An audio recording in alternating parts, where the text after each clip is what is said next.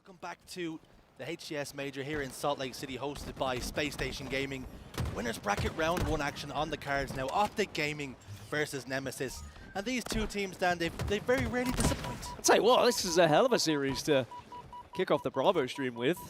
I was surprised. I didn't know what we were going to get. I didn't know where the streams were going to end up, but this is going to be first seed versus 7th seed. And of course, Nemesis only losing out to FaZe in their groups.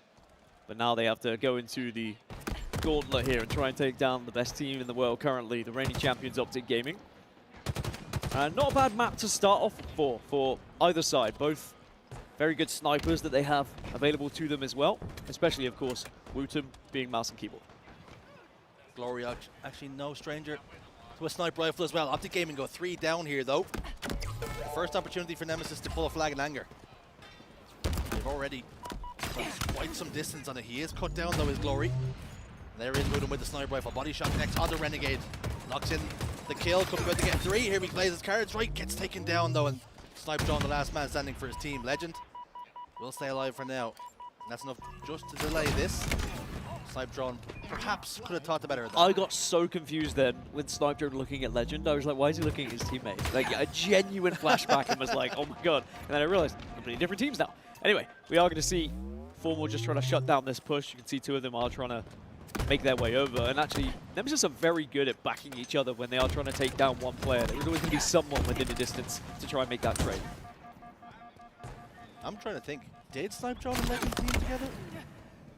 It was the quadrant roster of the all-French boys who had the success, and then the way my memory goes, it was Legend headed straight over to North America, the space station post. Was Legend never with Snipe Drone on Ascend?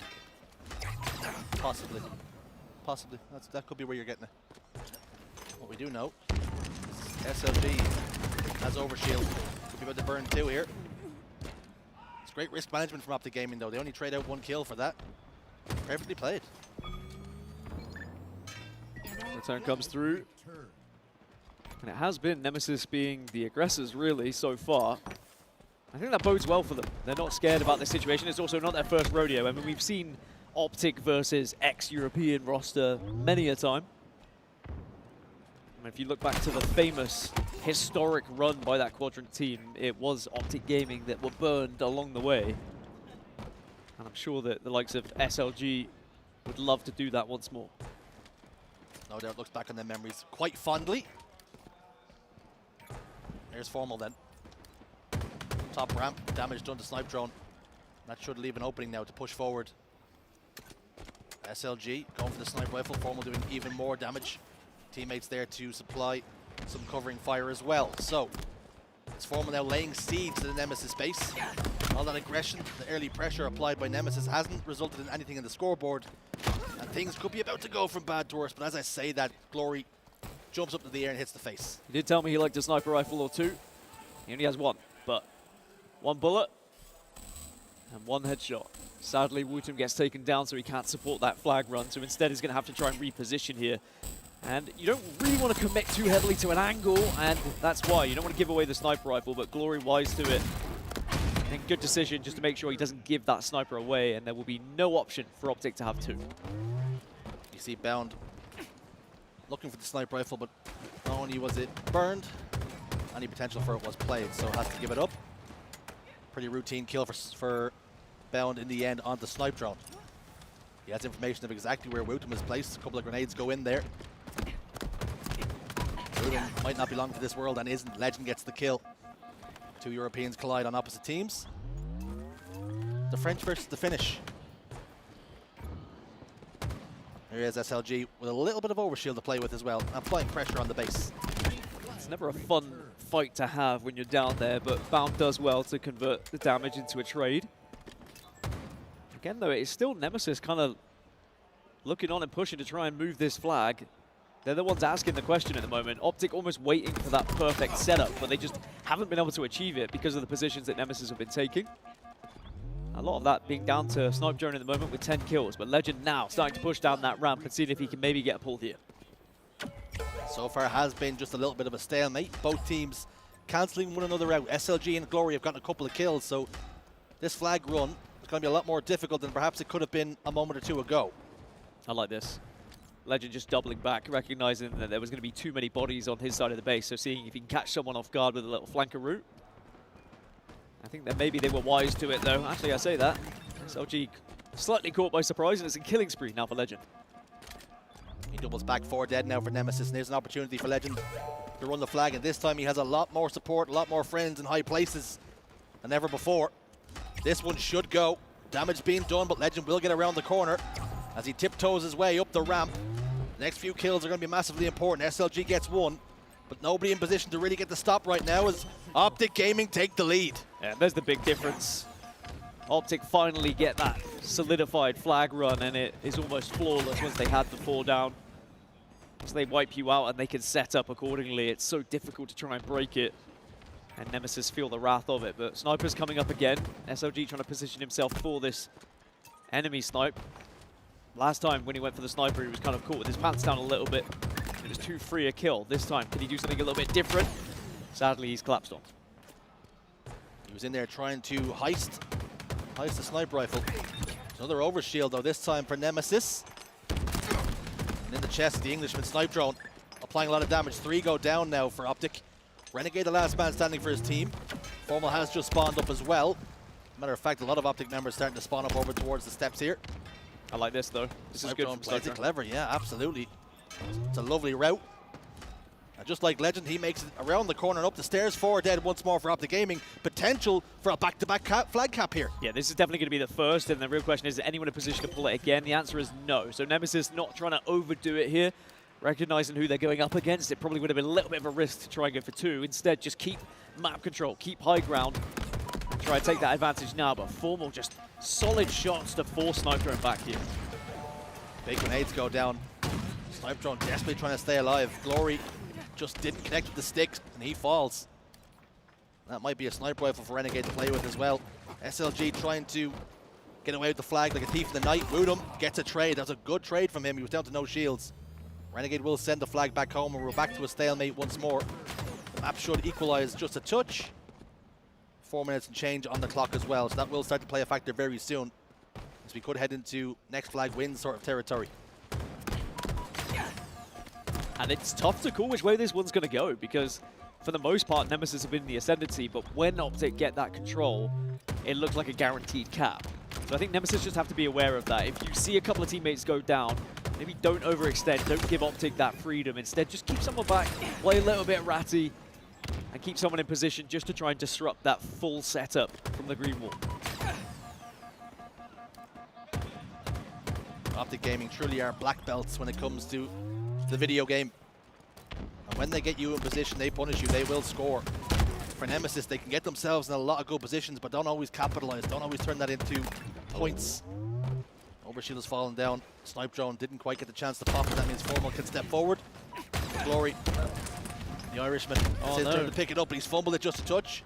This overshield appears to be cursed as 3 members seem to have fallen down. It is finally in the chest of Wootum.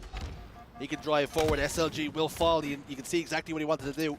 Manipulate his hitbox just around that pillar so he wouldn't take damage. Wootum with a double kill. He's doing the damage. Renegade last man alive for his team. Great grenade from Wootum. He can continue to run this flag, and unless Renegade is in a very high position to try and stop this one, maybe Nemesis are going to take advantage and go 2-1 up here, and it looks like that is going to be the case, because Renegade is being pressured here.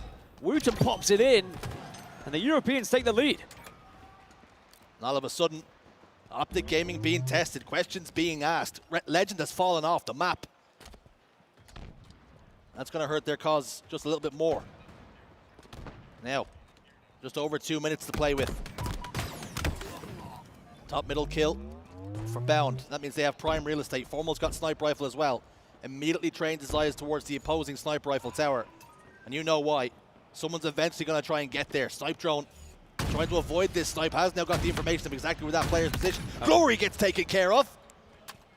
Formal does find a home, does connect. And Nemesis look to be turtling up just a touch here. Trying to hold what they have. SLG backs away up the sewer. As him and Legend were competing for territory, competing for the possession of that land. Snipe drone slides out whilst no shields. That was ill-advised. And now the pressure's coming from Optic Gaming. Kind of had to slide just because he was worried about the nade. He was dead to rights either way. Speaking of dead to rights, SLG bamboozled, 4 dead, and now Optic Gaming can move a flag of their own. Overshield's popping up at the most opportune moment as well. Spelling bad news bears for Nemesis. They're going to give this one up, it would seem. This one's gone. No chance. We're going to be all tied up in just a moment or two. The issue here is Optic Gaming still have a lot of land, a lot of room on the map to play with. Formal's overshield's being ripped away. And they're holding for him now. But there's a counter pull here. This is huge from SLG. Just goes behind enemy lines. He's been pulling this, but that is good awareness from Bound. You had to shut him down quickly, otherwise that flag almost got too far. Bound's spider senses were tingling.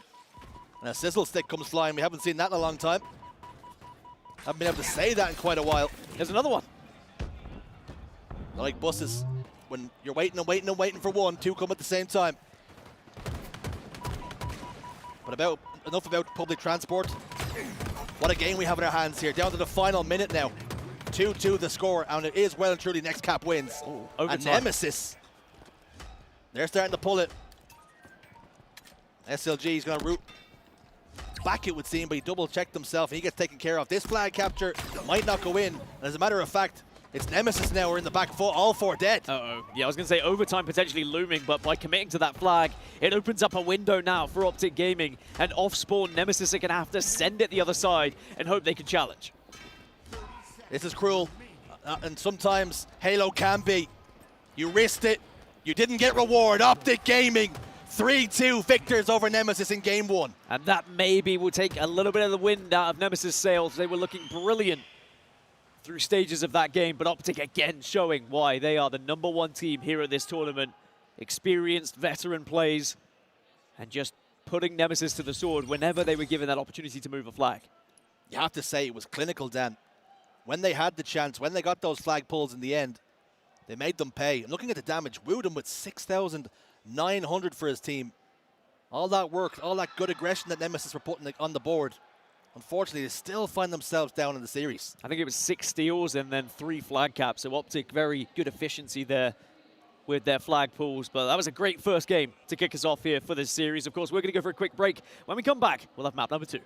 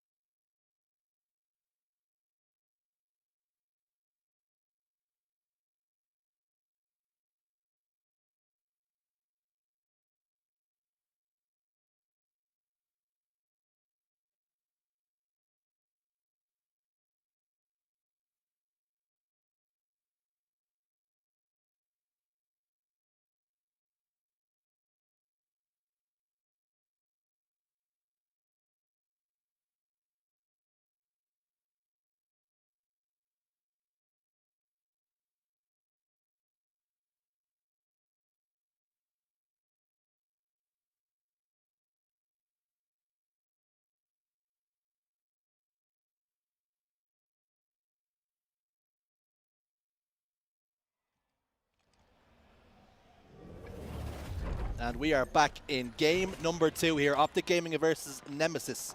And if you happen to miss the opener, You missed a good one. 3-2 flag game on, I was almost going to say Sanctuary, Dan. That's not the map. It does look very similar to it. Wouldn't mind Sanctuary. We did see. It is coming. It's coming. So we're looking forward to that. Will it be in the HCS? I will be petitioning for the answer to that to be yes. You got my signature. It's a 3-1 early lead for Optic Gaming. After the initial opener from Nemesis, it was Camouflage going in favor of the green wall. SLG's been playing really well. I sound surprised. I shouldn't sound surprised because SLG does often play well, but I'm constantly seeing SLG popping up with big kills, especially in that first game. And they're going to need him here in this second if they want to get back into this series. You do not want to go 2-0 down against Optic Gaming and hope to reverse sweep, especially with some of these games that are coming in this series layout. These are truly the kind of games where you can have no passengers. These are the series where everybody has got to be firing on all cylinders. And oftentimes that's where you will see success. That's why Nemesis have been able to topple Optic Gaming in the pool play. And for Optic, Dan, we've often seen them win tournaments, but usually from the elimination bracket. So they're going to have to do it maybe the easier way for them this time around if they can get the victory here. Oh, SLG almost converting the trip ski. But he's feeling it. You can see by the way he's playing, very confident in the way he's moving around the map at the moment. 6 kills to his name. But you're right, the last 2 times we've seen Optic win a tournament has been from elimination round 1. If I'm them, I mean, just keep the same thing going. Give Nemesis the win. Yeah. You'll come back later.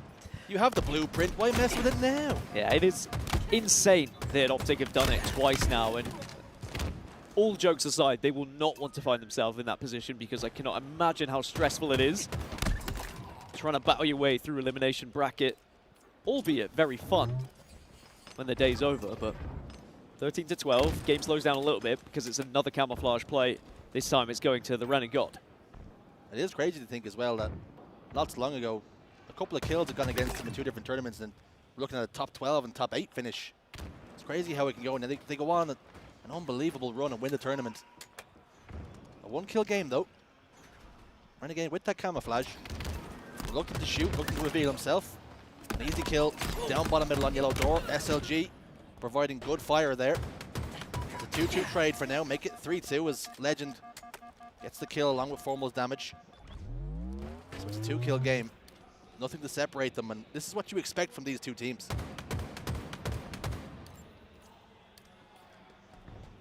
You can certainly feel the tension between it as well because the way it's slowed down, so much respect between these 8 players.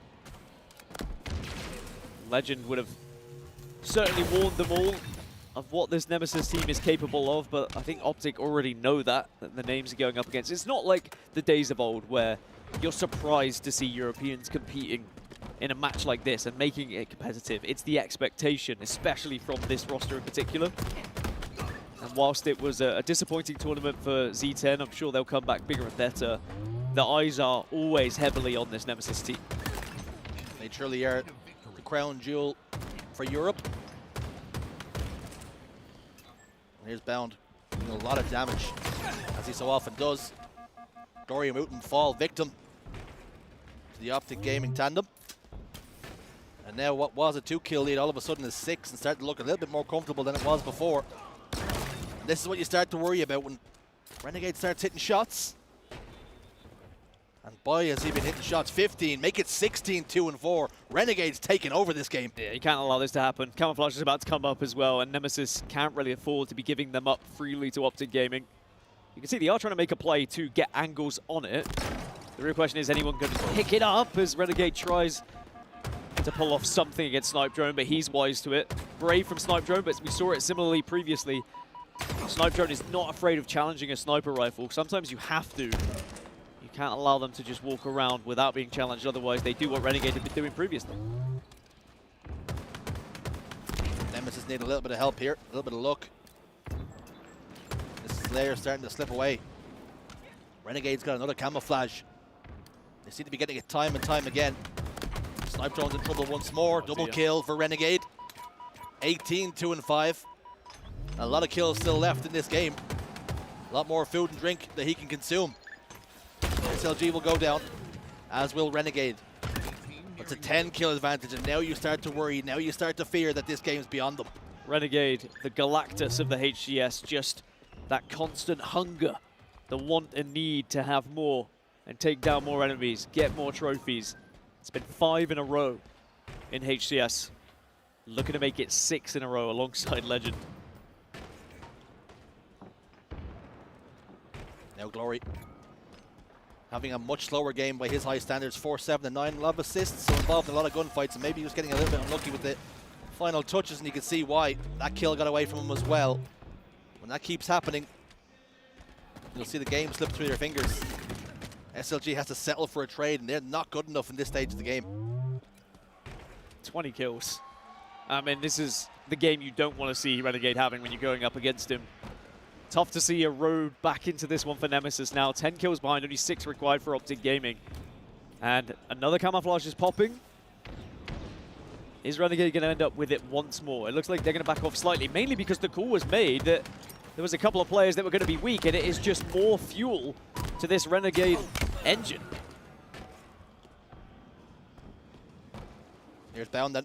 1v1 with Woodham, and he wins it with 5 shots, not missing. Optic Gaming not missing right now, punishing at every turn. Snipe drone goes down. 1 more kill required. Formal will get around the corner to survive for a moment. SLG drops down to get that kill. But it's when, not if. Woodham desperately trying to stay alive. SLG gets 1, but it's too little too late. Glory could be about to fall here once more, but Woodham falls elsewhere.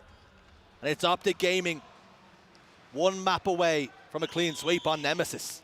Remember yesterday we were surprised we hadn't seen an Optic player in that top 5 KD leaderboard, where Renegade said, well, maybe it's time to turn it on here. That is the Renegade we're used to seeing when it comes to Championship Sunday, but he's turning on a little bit earlier to ensure they could take down Nemesis here. 50-40 in the end, 20+ kills for Renegade. But the damage done by Bound and Formal, really. And Renegade was just there to kind of clean things up, finding himself in very commanding positions to do so. A very impressive performance from Optic Gaming. Nemesis not quite able to handle the aggression and the pressure that was put out. Now they're looking at real concern. A 2-map series advantage here, 1 away from being sent down to the elimination bracket in winners round 1. All right, well, that's map 2 concluded. As always, we're going to take a quick break. When we come back, it'll be map 3.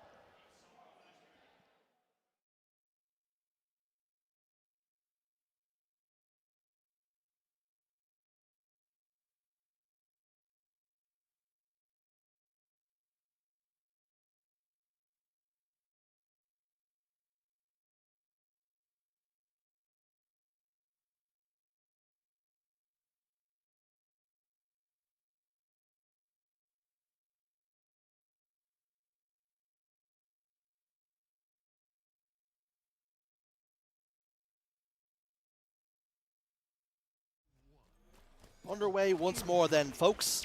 Map 3 on the cards here. And it's game set, but will it be match here for Optic Gaming? Been so impressive, and Nemesis have given a really good account of themselves, but the score will read. The black and white will say 3-0 at the end of this series if they don't get their act together here and now.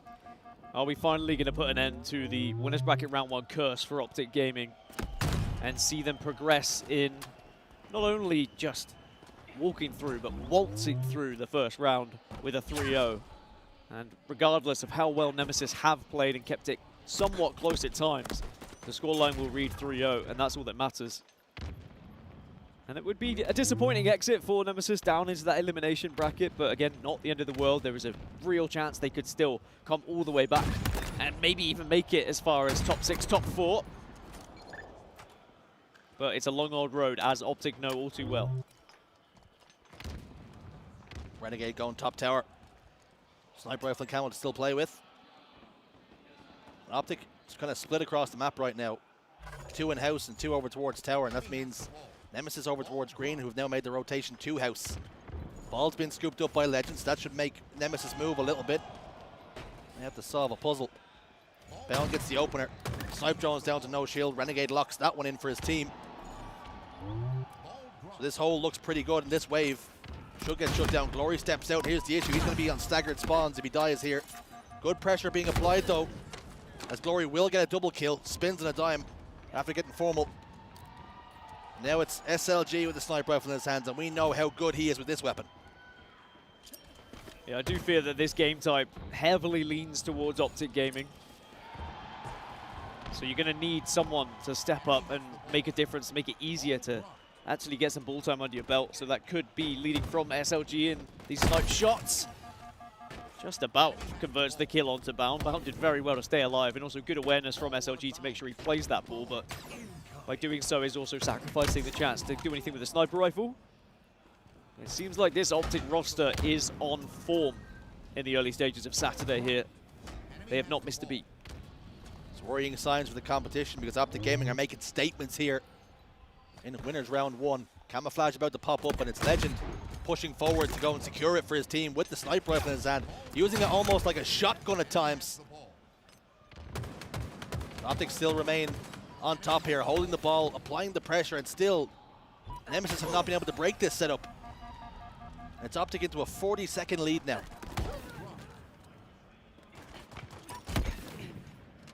Nemesis are doing well at not allowing Optic to get a crazy amount of time with their setups. But because Nemesis haven't really had the chance to set up themselves, that's why they find themselves trailing. New sniper's about to pop up as well. You can't really allow them to get away with it, and this is good. Glory not only has the sniper, has the camo as well, but sadly not converting with that headshot. Kind of lets them down a little bit. And now they lose out on that sniper rifle, and the camouflage doesn't really come to anything. Camouflage. Camouflage. Couple of kills go down then. Legend turns, Legend burns! SLG, he would want that one back if he could. Legend was almost not done just yet. Formal hits the face on the snipe drone as well. The Optic Gaming are looking scary right now. They're finding form. Some of these headshots that Formal's been hitting across these games are unbelievable. Even when players are sliding out, he's still connecting with the brain. And that's the difference. When you saw that Nemesis had the sniper rifle, it might have been a body shot.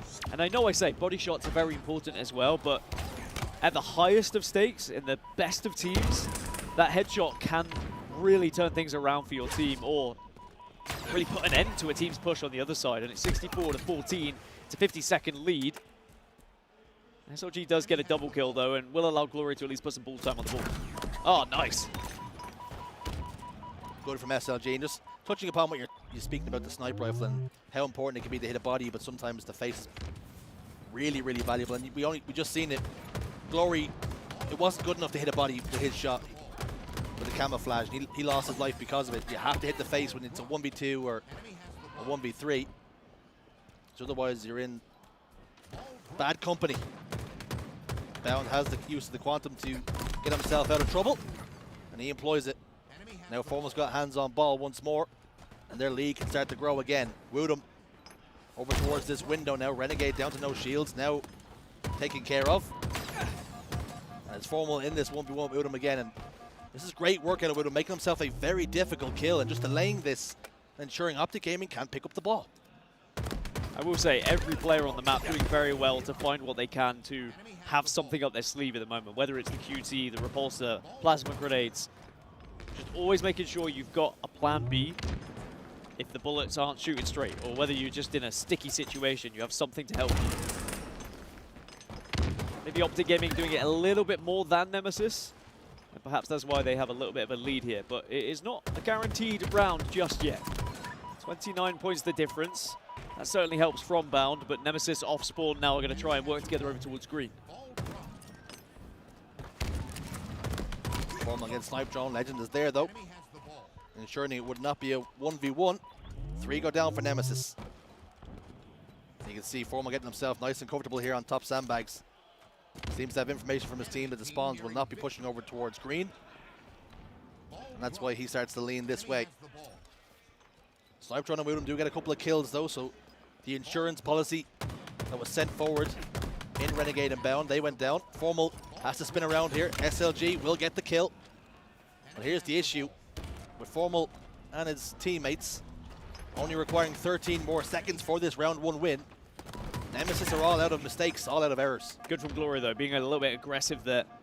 Not just allowing someone to walk in and pump him, instead a little bit of movement to get aggressive and get in the face of his opponent. Certainly something that Optic have been doing very well as well, being aggressive at the right times. 40 seconds left for Nemesis, and now it would be not so bad if Optic Gaming just kind of held them off the ball, but it would be quicker just to hold on for the extra 10 seconds, so they're also going to go for that here. Final seconds dwindle down, and Optic Gaming will continue to hold. Round 1 goes the way of the green wall. The series heavily leaning towards Optic Gaming now, if it wasn't already before. 1 round away from a clean sweep in winners round 1. I think if it does end 3-0, Nemesis will be a little bit disappointed that they didn't put up a better fight. They were very close in that first map, and it's always the what could have been with teams. Oh, again, Renegade just connecting with that bullet. It just shouldn't happen. How does he do it? Freak of nature, it would seem. Really has been such an incredible addition to this Optic roster that was built to win championships. Sometimes think Renegade was made in a laboratory! Huge double kill from the Demon. Disgusting. Like I said, this isn't even him at 110%. He's ready to consume this entire tournament if he can. You do not want to go up against him when he's in this kind of form. The same could be said for this entire Optic roster. No matter where you look, superstars, star-studded team. Like the Chicago Red Bulls. But only they've got 4 Michael Jordans by the looks of things at times. 52 seconds in climbing in round 2. Off the back of Renegade's impressive work. Crazy shade to Scottie Pippen, has to be said. How dare you? Where's Dennis Rodman in all of this? On the bench. 70 points now for Optic Gaming, and have Nemesis maybe just allowed this one to drift away a little too far. Not for trying though. Nemesis have thrown everything at this series it seems, but just have been bettered by an incredible Optic Gaming that looked like the real deal here in Salt Lake City. It's been a very professional performance, unlike we've seen in pool plays or winning round 1 of the past. Not interested in making the same mistakes again. Learned from them, adjusted and adapted, and they've come into this game and into this series a different beast. It's going to be one last attempt then for Nemesis to hold, and it would have to be the perfect hold. No mistakes, but Legend gets 2 somehow. And now Bound can just waltz on in to probably finish this off. Applying the finishing touches to what has been a flawless series so far. And barring an absolute miracle, Nemesis will fall victim to Optic Gaming, as so many have done before. The final seconds tick down, and the green wall, they stand tall. Clean sweep. The Europeans sent down to the elimination bracket. It looks easy, it looks comfortable, and the scoreline will read that as well. The headlines will say Optic Gaming dominate Nemesis. If you do go back and watch the first game, it was extremely close, but maps 2 and 3 a little bit more one-sided. But that is the Optic Gaming roster you want to see performing if you want to see them go again all the way to those finals. But this time, they're not going to have to go from elimination round 1, that's for sure. Instead, it's going to be winners bracket round 2 and potentially a matchup with the likes of SSG when they get there. We get to take a look at the statistics here. Kills all around the place, but it's Renegade. No surprise. You've seen the performance he was outputting. 19, 11, and 8 with a 10.7 KDA. I would not be surprised to see him somewhere in that KDA leaderboard end of day. Oh, well, that's going to be the first series on the B stream in winner's bracket done and dusted. Of course, we have plenty more coming up on the Bravo stream, so don't go anywhere. We'll go for a somewhat timed break, and when we're back, we'll have more action for you guys on your screens.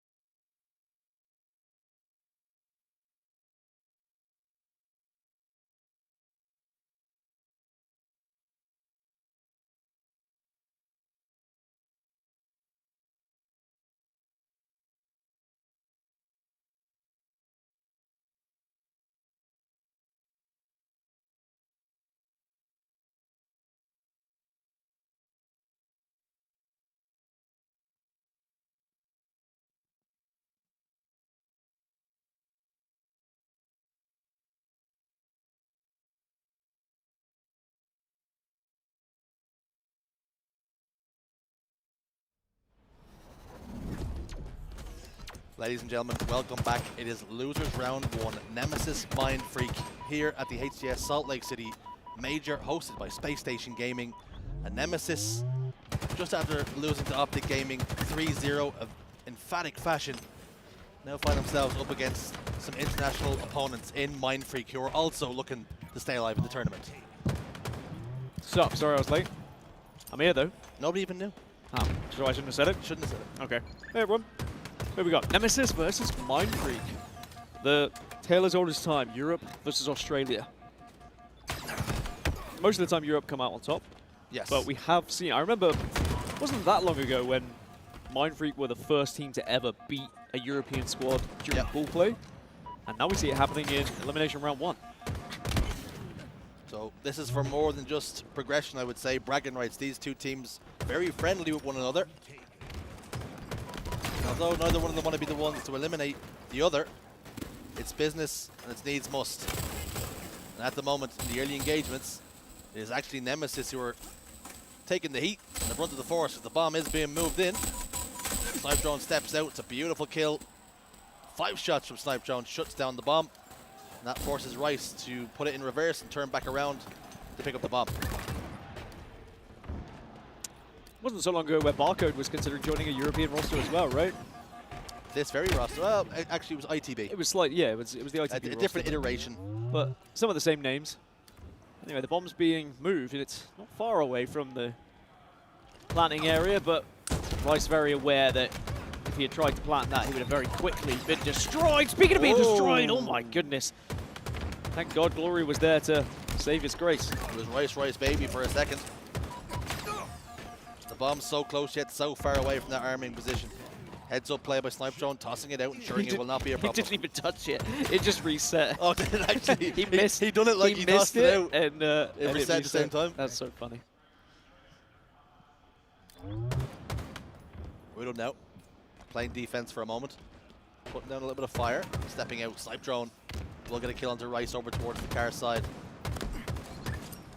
Damage being done all the while, and the kills are going in favor. 4 dead now from Mindfreak. Rice is the first spawner. And he's in big trouble because he's on a staggered spawn now. If he loses this 1v1, he can go from bad to worse, and he has lost the kill. And that means the bomb will now move in. Fridge spawns for Mindfreak, the worst possible place you want to be during an arming process. And it's Nemesis who will get the first plant. All the good work Mindfreak put together amounts to nothing, and actually, as a matter of fact, they're down by 1. Yeah, that's brilliant play from Nemesis. A very solid plant, covered accordingly, and also they worked their way into the base to ensure there was someone to protect the bomb armor as well whilst it was being planted. And now they are still behind enemy lines and still causing a problem, and by they, I mean the Tomb. Tomb on a tear, reaping havoc. It might not be done just yet. Scoob went down, or Scoob got a kill, excuse me. That meant Glory is in the respawn screen. Rudum recognizing that information being passed to him and puts it in reverse, backs away from home, waiting for his teammates to spawn back up, and Mindfreak are going to use that opportunity to push the bomb forward and out of their own territory. There's a lot of gunfights. Wooten probably feels like he's at a disadvantage, but then he's going up against Scoobmeister and he says, we're on the same playing field, depending on your DPI. Have you mentioned that we have multiple mouse and keyboard players? Not yet. No, but yeah. we've been beating that drum for a long time. We have, I but thought it was just an accepted, it's a known quantity. Nah, still worth noting, isn't it? You never know who's watching. In it, mate. Yes, okay, important to note.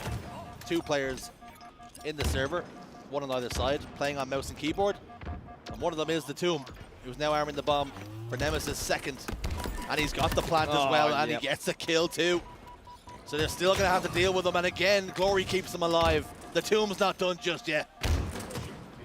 It's almost identical from the previous, where you get the arm, you get the kill, and then you're in the enemy base, and you make them work hard to try and get you out.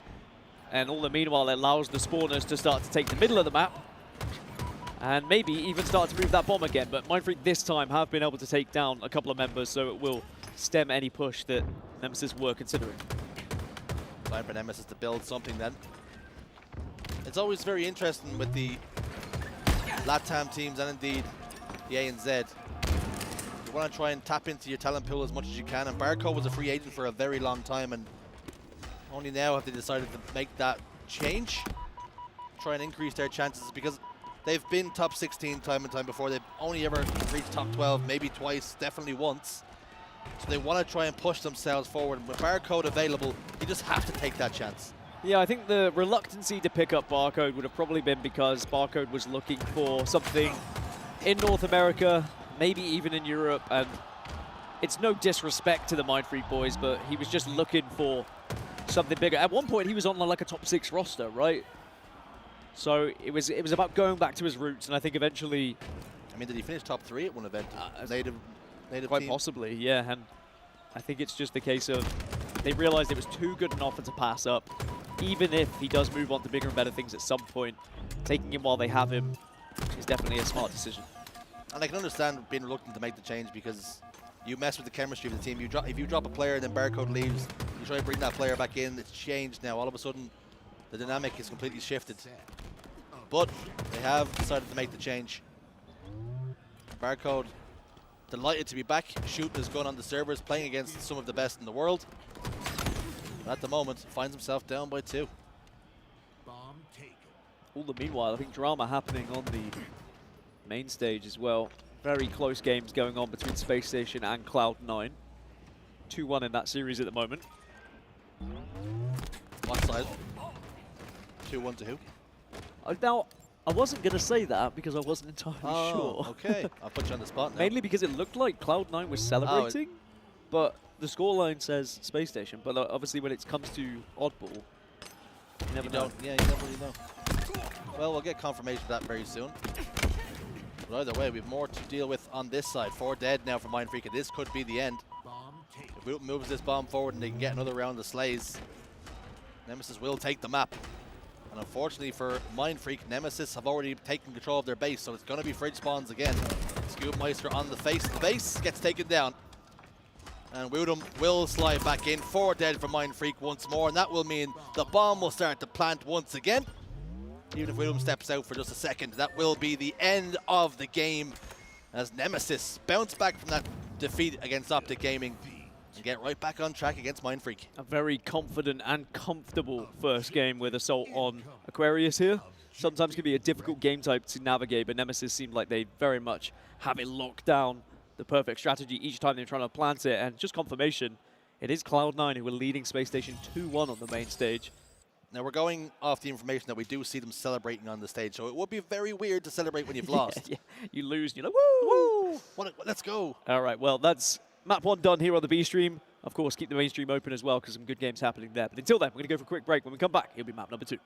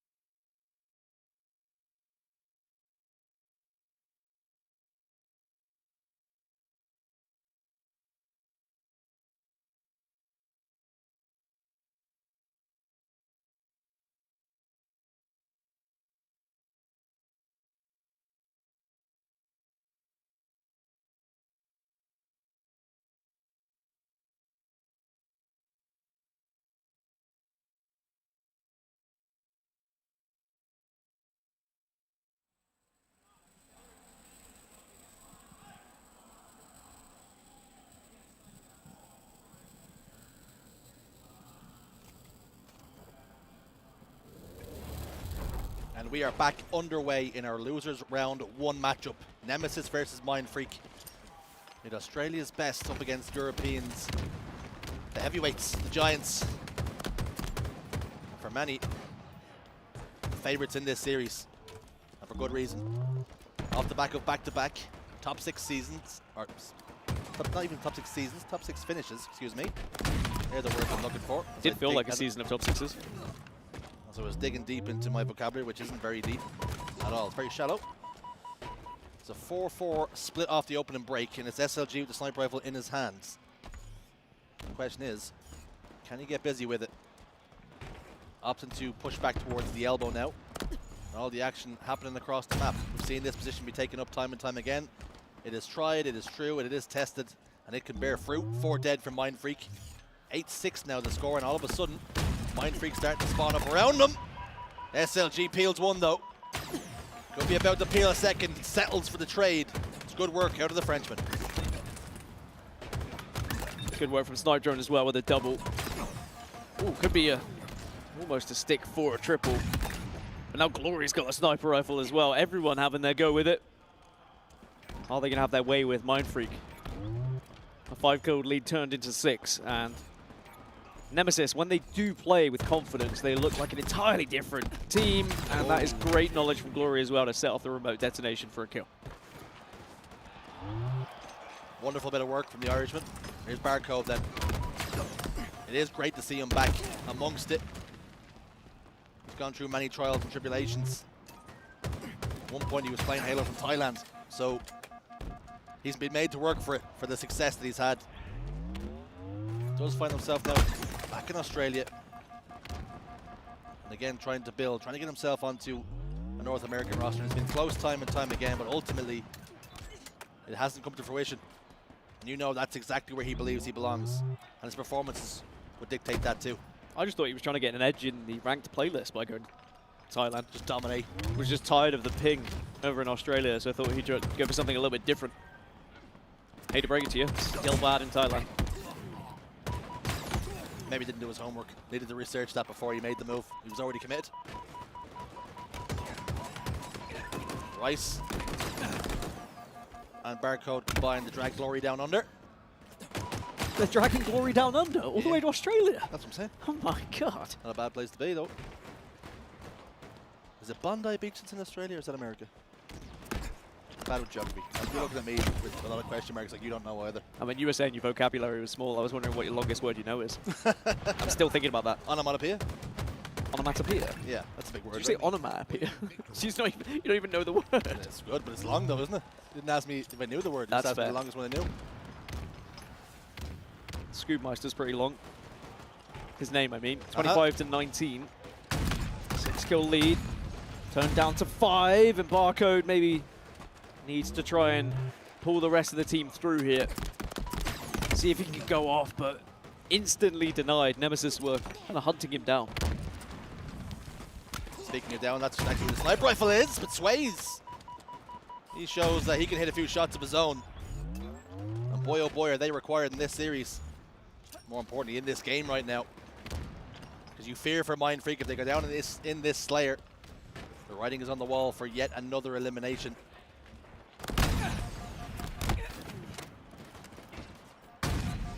Must be said though, not all terrible news.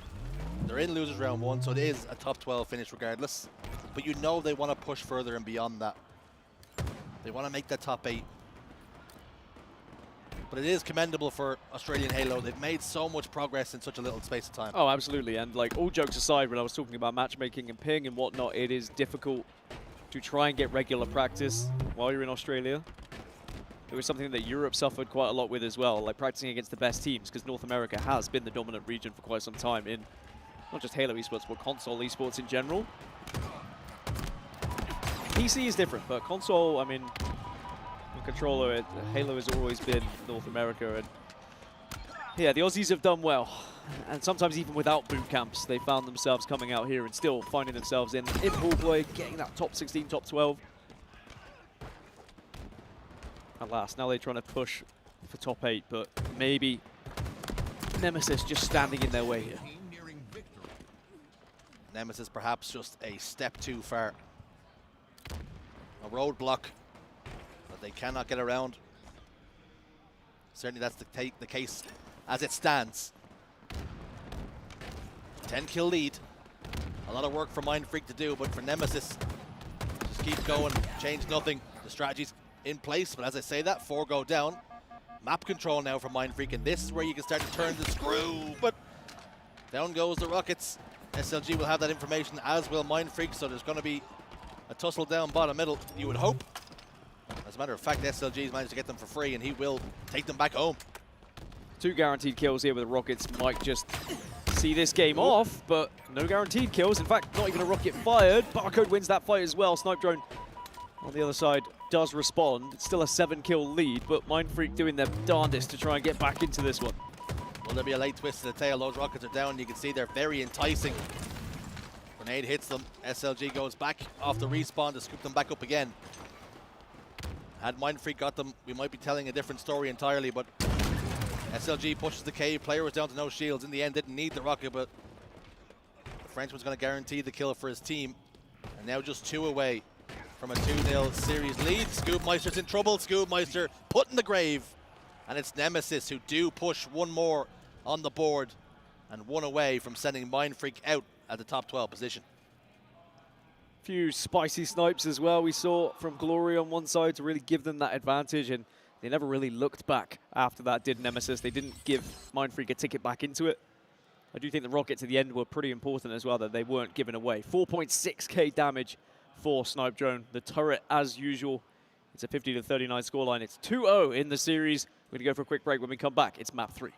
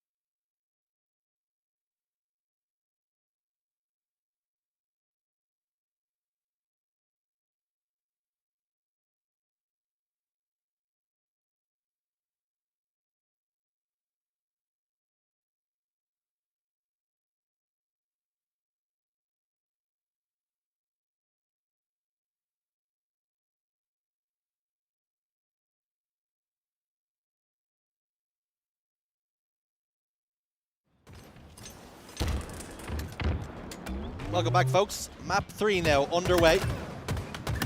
Nemesis and Mindfreak going at it once more. As I say that, Woodham opens up his account with a triple kill right off the rip. So starting as he means to go on. And is this to be the final chapter in Mindfreak's run? Or can they add an extra page, a footnote at least? Can they make this one competitive? And it could be about to go from bad to worse, because the game mode you don't want to see against this team is going to be Strongholds, and that's exactly where we've landed. Yeah, Strongholds has just carried over through any iteration that we've seen of the best European roster. They seem to play it very well. And they are going to gain control of all 3 Strongholds here.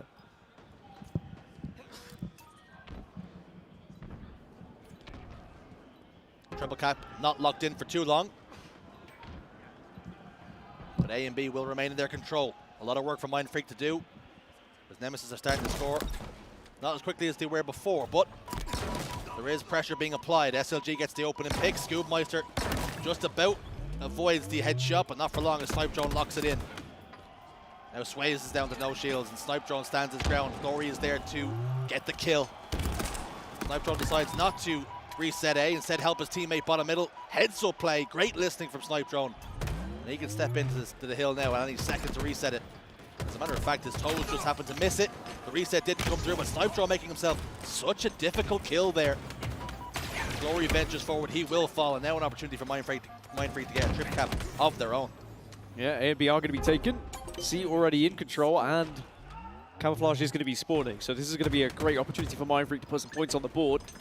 Just have to be careful of maybe some flankers on the side of Nemesis. They were flankers. Sorry, did I misspeak? Nope. Okay, just double checking. Camouflage will be grabbed. Points still being gathered, and this is brilliant from Mindfreak.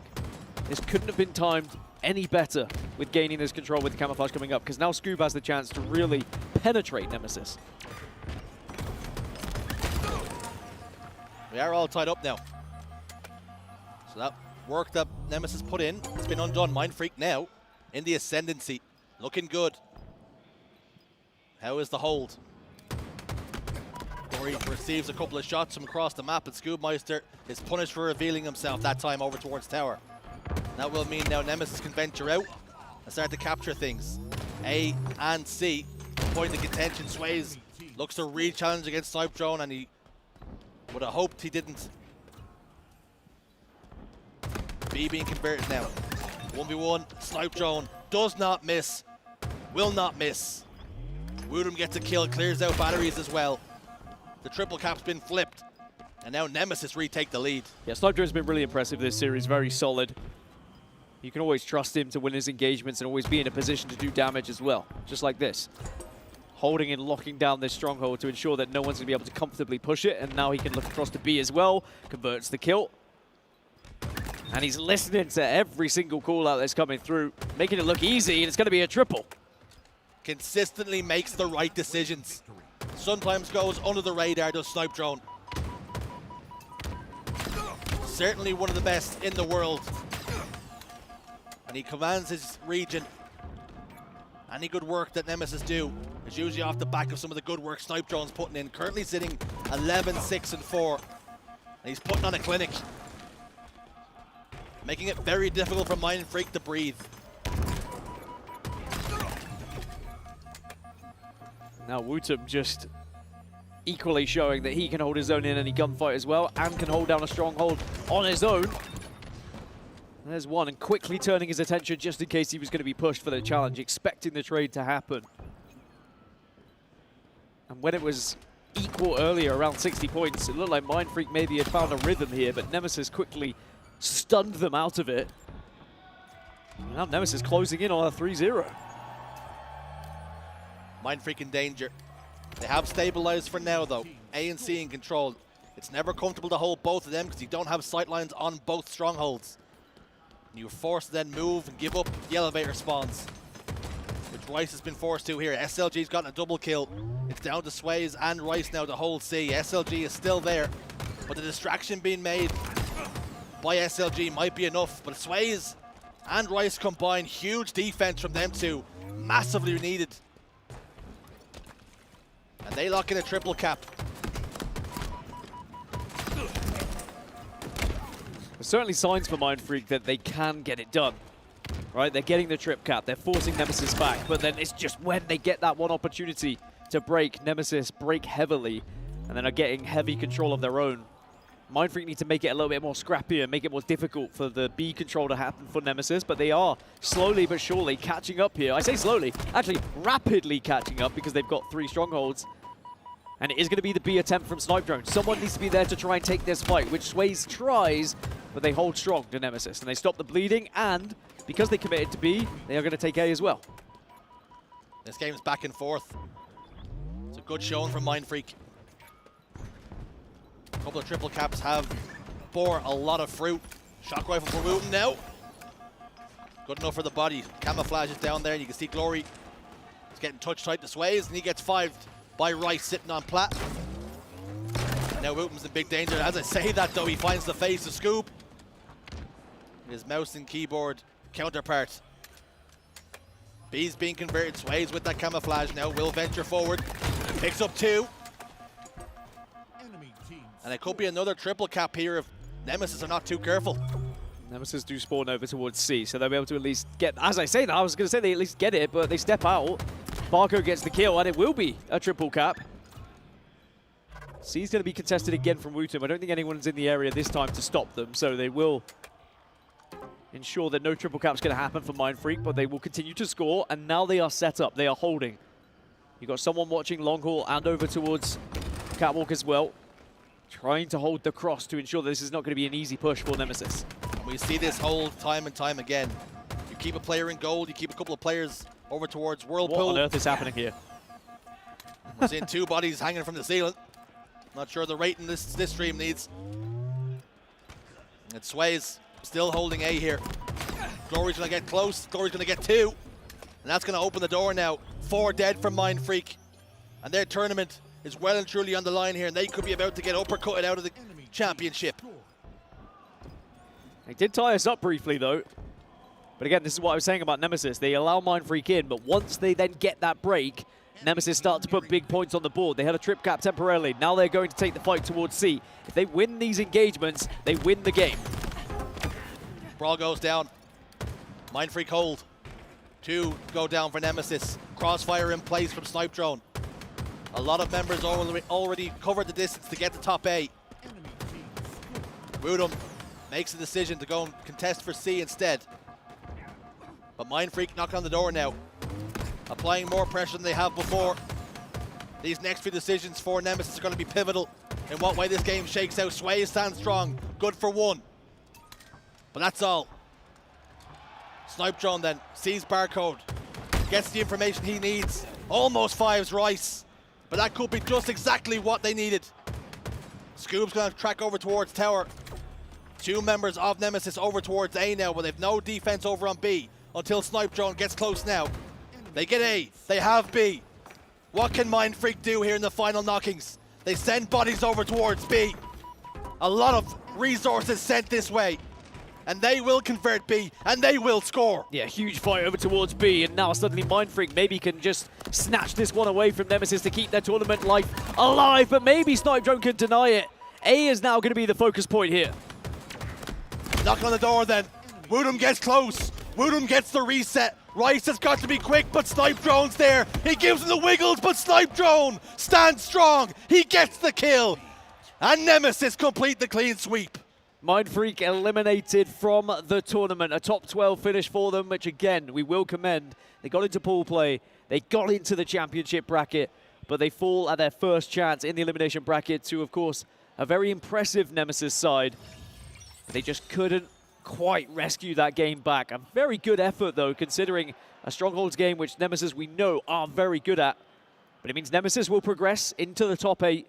Well, they'll wait to see who they can face to try and push a little bit further into top 6. What a performance from Snipe Drone. 21, 12, and 11 with a 12.7 KDA. And on the other side, Sways almost matching him stride for stride. 17, 11 with 10 assists and a 9.3. What a game that one was. The series may be flattered to deceive, but that game right there was exactly what you expect when these 2 heavyweights start throwing shots at one another. But that's all we have time for now. More series coming up very soon.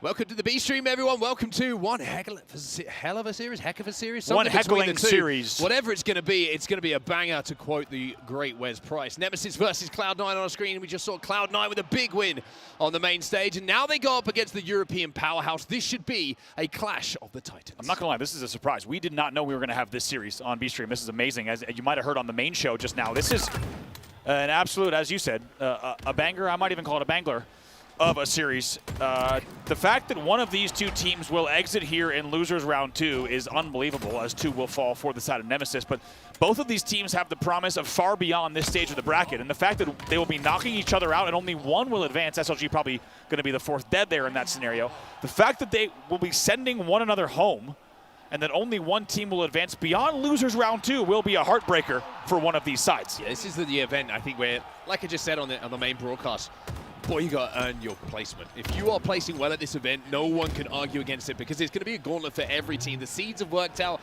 as you would expect, and if you want to go further than you've ever gone before, you're going to have to take down one of those teams who historically has been outperforming you. Speaking of outperforming, it's going to be Nemesis in the last battle who do. That was 4 dead for C9. Really nicely done. Glory probably wants to drop this, but I like the decision-making. He was the weak one. He decides to rotate the ball so that someone could then challenge from Turbine, and then right away he rotates it out so that he can now use the shock. Really nice prioritization there, and Glory will continue. Oh. Sniping, very nicely done to pick up the first pick as well. Obviously trying to sneak around the camo jump as well. Nemesis get themselves into a lead. Something I've noticed about the way that Nemesis like to play oddball is they get a lead and then they're not afraid to just leave that oddball where it is. They just protect the oddball. They will take their time and prioritize those kills. And even though Glory's hitting some bodies at the moment, the heads would be a little bit better, but the damage is going to be enough. 3 dead, Boo off respawn, essentially a staggered 4 dead here as Boo tries to fly forward, but good time on the board early on here for Nemesis. Really nicely done from Nemesis. The baiting and the switching and the timing there on each of those kills was really impressive. Now Camo popping bottom middle. We could start to the game this for Glory as well. I feel like he's a real player to focus on this Nemesis team as well, because he's the kind of the linchpin for them. A lot of the work gets done around his decision-making, his positioning on the map. And as we can see from the POV of SLG, it's Glory who gets the final kill once again on the push from Cloud9. He'll collect more oddball time, and by doing so, him having a 5-on-1 start and a lot of oddball time, things are looking good for them. It's a really big kill there, top elevator. You have to win those 1v1s to continue extending your lead. That's exactly what he does. By the way, SLG is 9-4 already when no one on the other side has even reached 5 kills. I can say something very similar about SLG as well, because when he's going positive, he's another player who a lot of the time is kind of the entry player for Nemesis on their pushes. Want to put down the damage initially and try and get out with his life. 3 dead here for Nemesis, so it looks like Cloud9 have finally managed to get a semblance of map control off the back of the kills, but the oddball is going to have to be retreated back to Turbine as it was back on its spawn. Not going to lie, I feel spoiled the fact that we get to cast this series as well, right? This feels like it could easily be on the main stage on your Alpha stream without a doubt, and that's where we are. As we said, the brackets are playing out a little more standard than they have this season so far, so every match here on out is going to be an absolute bloodbath. Sab, last player alive for C9. Yeah, Wooten broke through with a double kill of his own there, just playing off the damage from the likes of SLG, who are firing from the batteries, and again, that's a good indication that things are working well and going to plan for the way that Nemesis want to play. SLG with entry damage, Wooten finishing up those kills. So everybody working well as we see the rotation back to blue now. And looking at the map spread here for Nemesis, they should be able to get some good damage on this push from C9. I love the rotate. Also, they're about to get a pinch here. If they don't find a way out, C9, Nemesis is going to continue holding. Look at the scoreboard. 83-15. It's a great rotate and a great angular hold there coming in to make sure that C-Plat does not get pushed through. Maybe a play ball here. And if you're Wooten, you can play that ball faster than anyone else. Certainly can get that thing up into the air, get a little bit of hang time on it as well. Absi goes down, collecting the 1v1 against the Tomb. That's going to be a double kill for him. And he collects himself a shock rifle as well. Plenty of ammo to work with as well. He can really influence the end of this round. Camo could easily decide this, and the nade's going to hit. He's going to have some help as well. Boo tries to Batman out of there. Not going to happen. Camo's still around bottom middle.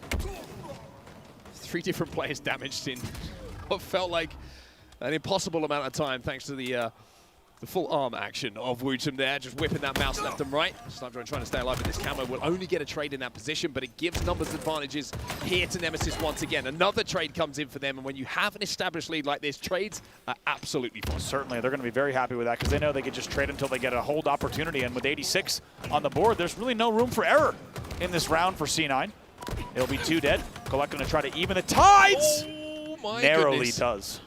Just about avoids embarrassment there as Glory hit a little sprint strafe and almost caught Collect off guard, but Collect Tries to force that odd ball back and might have just given the first pick here to Nemesis in a position where they can't really afford to. SLG with another 5-shot. He's now 15 and 9 in this game. Unbelievable from SLG. Still leading the game and very comfortably. By the way, SLG and Wootum both leading the game in kills. And honestly, Collect the only one close at 11.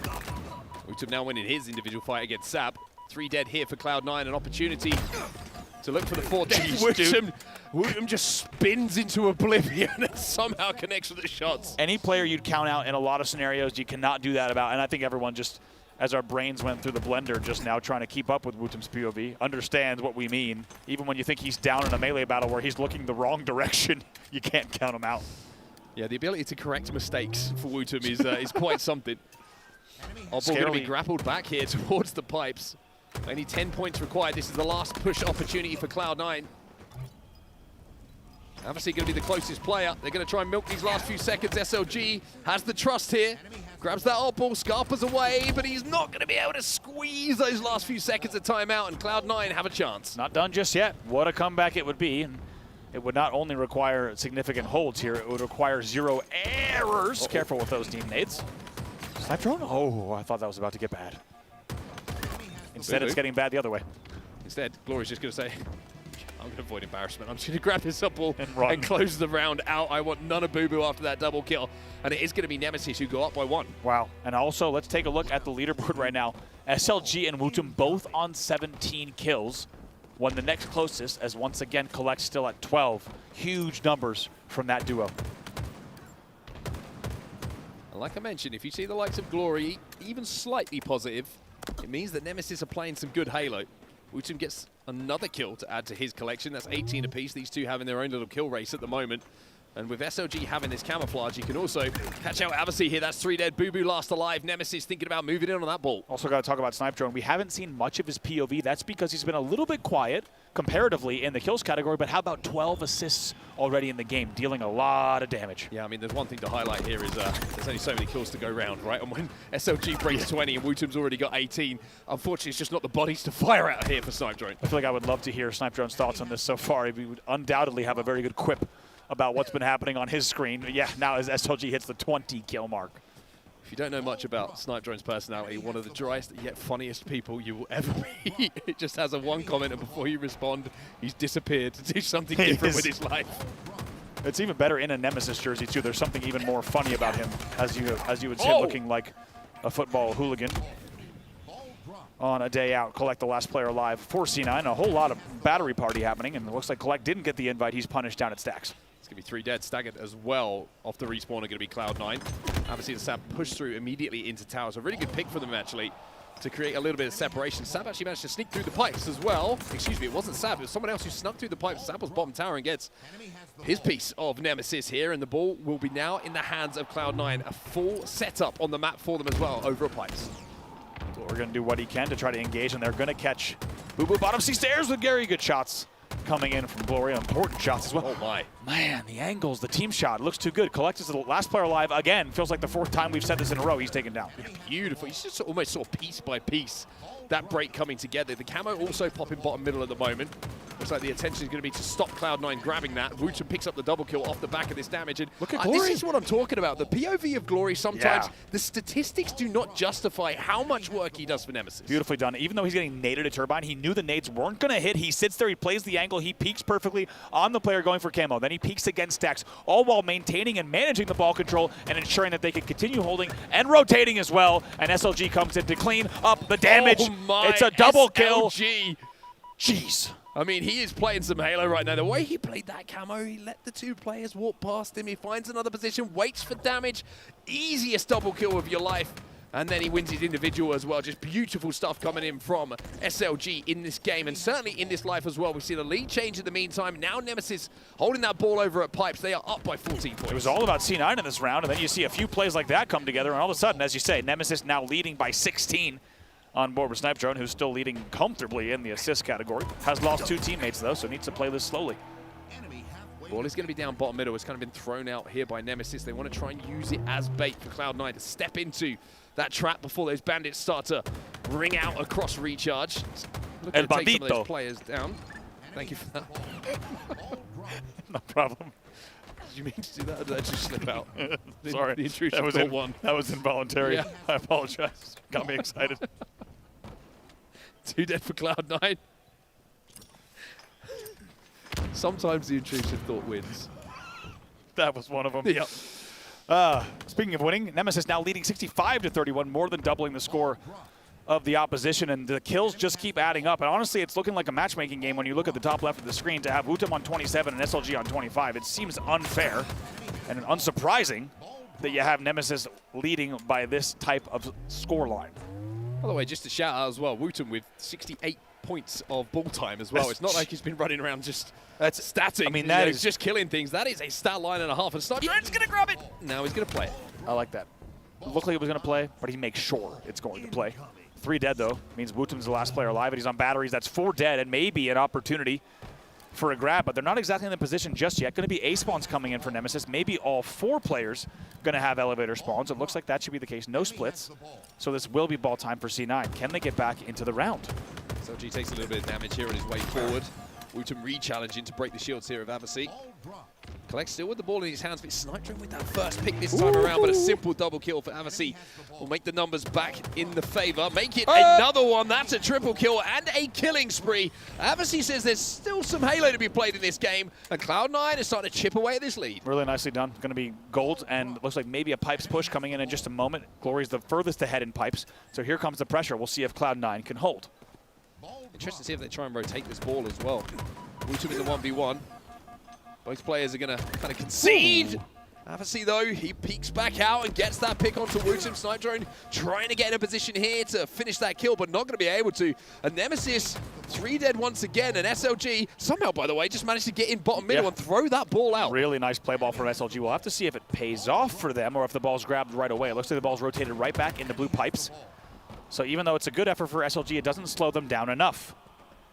And they're starting to get into a position where Nemesis are going to see this lead disappear very, very quickly, but it's that one again, that man called Norwin, who breaks through and gets that double kill to send that ball off the map and keep Nemesis in the lead, stops the scoring at Cloud9.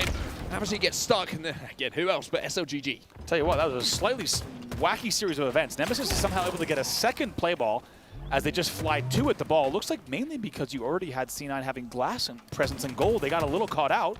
But regardless, it's just a 10-point game. 3 dead, though, for Cloud9. And with a shock rifle in the hands of Glory here, an opportunity for them to go not just positive in the numbers in this next fight, but also positive in ball time. Everybody trapped over at A. They know that the shock rifle is in the hands of Nemesis here.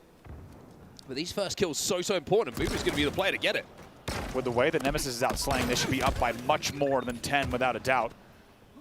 2 will fall for Nemesis. Now a 2v2 on the map. Wutum checks every single part of recharging. Almost half a second in here. 4 seconds. 3 dead for Cloud9, but still no ball time here. 49 seconds left on the game clock. I think Nemesis have made the call here that they want to play time, but it's such a risky strategy with such a slender lead. 2v2 on the map once again. Could have naded that ball, decides not to use those plasmas. Would have been an opportunity. 3 dead for Nemesis here. SLG last player alive. Yeah, this is the risky part. Now Cloud9 get their hands on the ball, but no! They missed they the toss. Try and get the toss. SLG, they take it down. Tomb somehow he gets a remote detonation. There must have been a grenade on the floor from a body, whatever it was. Whoa. And now Wutum breaks through pipes and might have just broken this game apart. Unbelievable here. 1 falls for each side. 18 seconds on the game clock, and it's only separated here by 8. Desperation now for Cloud9. They have to get their hands on this off-ball. A lot of players without shields. Sab, with no shields, wins his fight, but it's Glory again, who picks up a double, who picks up a triple, and he wants the over on Boo Boo. He won't get it as SLG does, but that will close the round out. That will close game number 1 out as well, and a combination of Glory and Wutum in those final moments clutch up for Nemesis to give them a 2-0 victory. Unbelievable, and it all came down to just a minor error with the ball toss. The first toss does not go up to top gold, and my God, did it ever cost them. We will be right back with game number 2.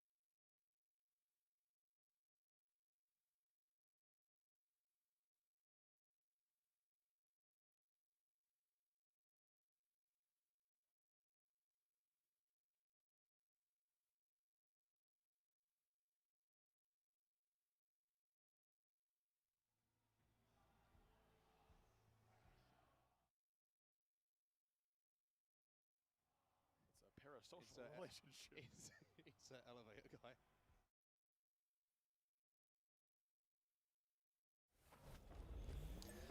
Welcome back, everybody, to the B stream, and welcome back to Nemesis versus Cloud9. Quite the game one if you're a Nemesis fan and you're staying up late over in Europe to support the boys. 2-0 the score in that oddball on recharge with some really impressive statistics coming through from the likes of this man on your screen. Wooten putting up a huge amount of kills, but game two could look very different if Cloud9 can answer back. And if you're at home thinking, what the hell? This looks like a premium match. You're absolutely right. This is a good one. It might be on the B stream, but this is a premium set of Halo here. Game number one was fantastic. Nemesis takes that one. Let's see what C9 can do. Can they bounce back? Sab spawns on the dummies. Glory narrowly misses that shot, but Wooten did get out with that kill onto Sab. So a 4-1 lead here with the power-up about to pop. That camo, if a little bit more damage gets done here, then should go into the hands of Nemesis. They've already managed to pick up 2 kills, maybe even a third here. Obviously challenges. But Snipe Drone should be able to move in with the rest of Nemesis to clean that one up. Sab slides, doesn't get it. SOG stays alive. And they are picking them apart here, Nemesis. Snipe Drone eats another nade somehow, stays alive. My boy hungry. Wow, finally the third nade was now coming he's for full. him. Third nade was always coming. And he takes him down. Gonna be 2 dead here. A killing spree for SLG off the rip. What a start for him. Yet again, he's 5-0. They lead 11-3. Yeah, what a start this has been to the series from SLG. Collect gonna challenge him. And I wouldn't be if I was you right now. He gets away with it. SLG does the hard work to take him down to no shields. What's going on? Just misses the headshot, and this time, after breaking some more shields, unfortunately has his heart broken as he will fall. 11-5, Nemesis.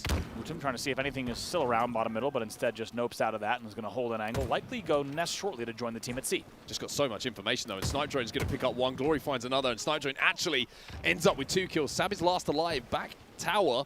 And Wooten's on the hunt. Wooten's going to find him as well. That'll be essentially a 4 dead, even though a little bit staggered for Cloud9. And 15-7 is the score in favor of Nemesis.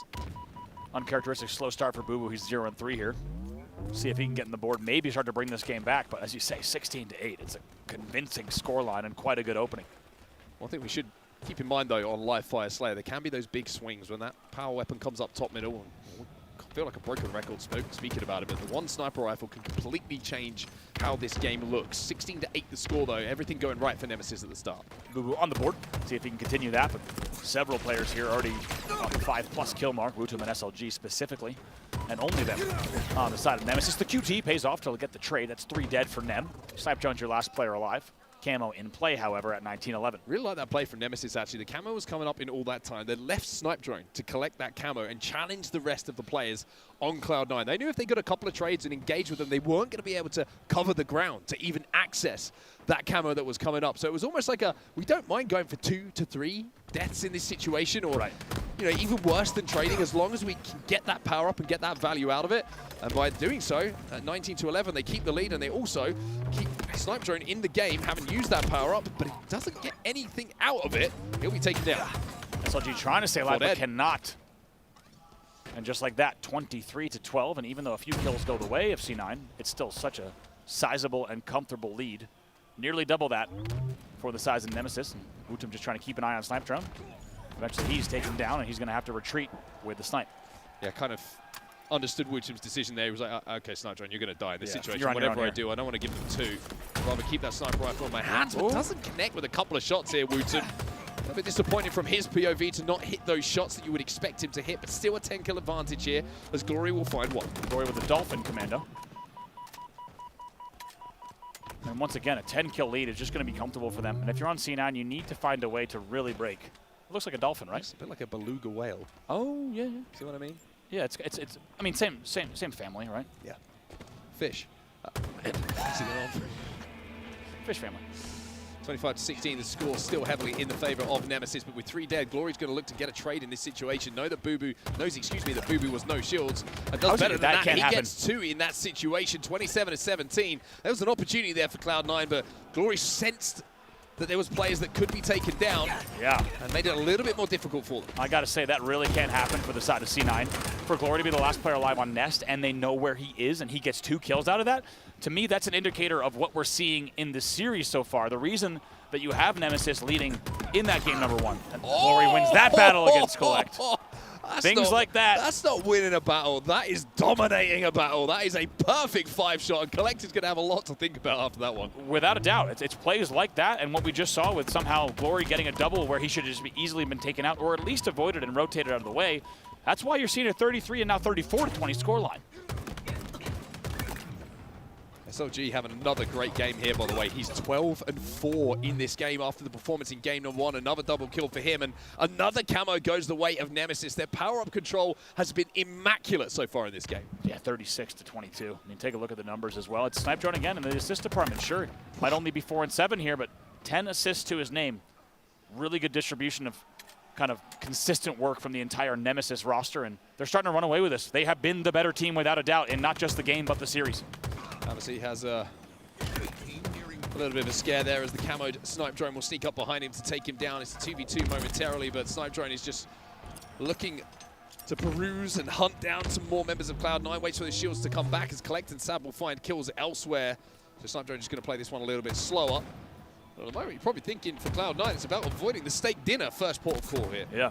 SLG, by the way, 13-5 now, and SLG feels like, at least in this series, Mark, right? Not always the most consistent player, but he has been consistent in this one so far. He certainly has indeed. I think it's a great point that you raise. It's like when SLG plays well, Nemesis win games. The same can be said about Glory. And I'm not just talking about playing well decision-wise. When they play well, it means Nemesis as a unit is working. It means that he's staying alive because other players are responding to his damage. All of these things start to add up. Couldn't agree more. And at 43-28, to be honest, it's a scoreline that is almost an impossible deficit with the way that this game has been played. And if you're on the side of C9, you want to try to find a way back in this. But Wootum, guess what?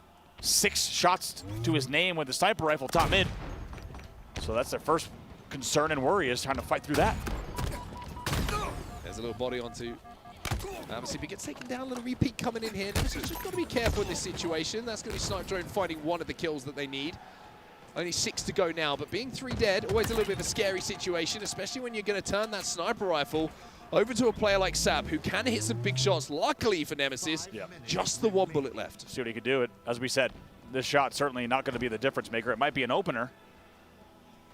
But C9, I'd say if they want to stay alive in this series and tournament, it needs to happen now. And there you go, the shot connects, and they will get the first, maybe the second as well.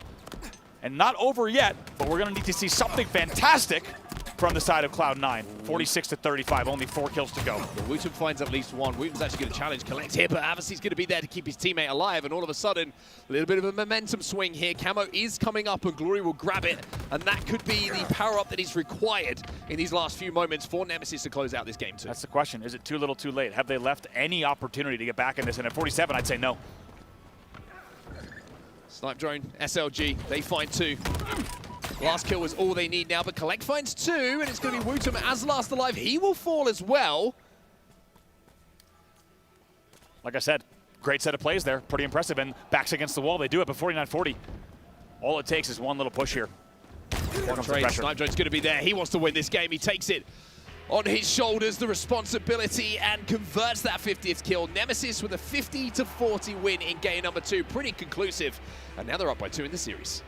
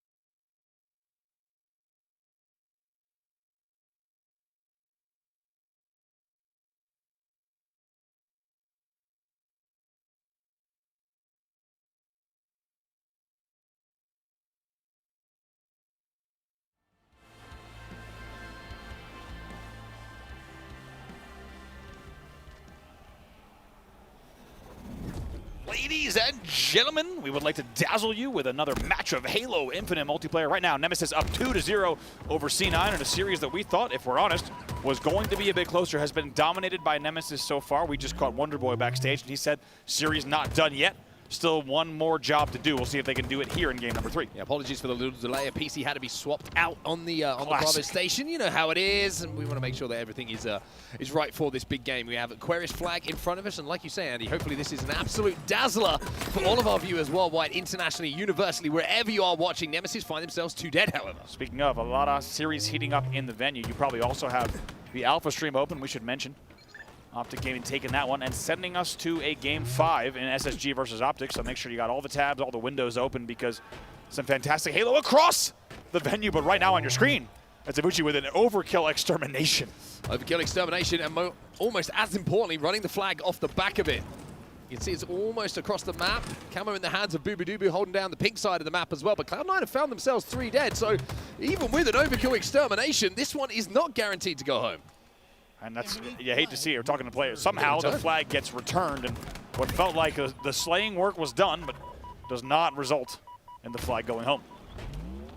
Yeah, obviously he's going to be a little bit ticked off. He's done everything he possibly could to get that flag back, but you got to give Nemesis a lot of credit for the way that they actually managed to get back on the map, win those individual fights, and from there now they've started to move up the map a little bit. Sav's got a little bit of a flank going on here and catches Glory off guard, but Snipe Drone falling elsewhere means that Glory has to survive for a few more seconds here. Re-engages now with Sav, but Sav wins that one. Wooten wraps back through to his base, but at the start of this game, you have to say Cloud9 certainly taking the initiative. Yeah, definitely. Glory does well to stay alive as long as he did, because that forces the trade back base, but now we're going to see a few more kills go their way. We'll see if Collect can win this one. If he wins it cleanly, maybe a pull here. Should be able to at least slide this one out. Potentially Glory is being a bit of a nuisance, and SLG also somehow, just with that time that was bought, grabs back into the base. Camo up top middle at the moment. Booby's shields are broken, so he has to give that one up, and it'll be Glory who grabs it. Obviously, off the back of the overkill extermination, will be taken down as well. So the first time for Nemesis to get an element of map control here. If you're just joining us here, it's been quite a series for SLG and Wootum. It's going to now be 3 dead, though. SLG's your last player alive, bottom middle. He will not convert. That means that flag will go home immediately. 2 flags pulled, 2 flags returned so far in this game. Nobody able to convert the efficiency they would have wanted. Snipe Drone being a sneaky, sneaky drone. Manages to pick up 1 kill. Cloud9 find themselves 2 dead and 3 dead now, as Collect will be last alive, and he's trying to scarper back to his base to buy enough time to maybe survive to get his teammates back into this game, and by doing so, Boo Boo with a beautifully placed grenade off of respawn. Wow. Nice job. Help Collect clear out that base, and Nemesis fail a little bit on that push. As you said, Collect was last player alive, and he just retreats the Shroom Stairs. He's now 8-3. It's a really nice job of not only buying the time, but kind of getting control of his bridge again, but they both fall. Right now, a momentary 3v2. So I'm only going to try and force this one as well. I think they can get this kill on car 1 and keep this one going. Avicii only player alive. Everybody else has just come off of the respawn. But look at the position here of Avicii. He needs to be dealt with. He needs to be taken care of, and Wooten will do that. But time has been already elapsed enough for Cloud9 to get back up the map here. This is going to have to be another round of slays before they run this one. Boo gets a touch last second. Wooten's going to try to cut him off if he can. Glory and SLG get a couple, though. And that should clear the space now with 3 dead and Collect the last alive for Nemesis to get the return. And for Snipe Drone to put this one home, it's looking like Nemesis will be up by 1. Yes, indeed. The first one will go home, and that will be thanks to Snipe Drone. Well, wasn't easy. It took nearly 4 minutes of play, but Nemesis in the lead yet again. And it's a big flag cap for them, because that will let them maybe just take a breath, continue to slay, and look for the opportunities instead of needing to force them. That was 3 dead, however. Snipe Drone's your last player alive. Takes on Boo Boo, Wooten with the help at just the last second. Collect last alive, and he was last seen on the pink side of the map. He's wrapped through to bottom middle. Camo coming up as well.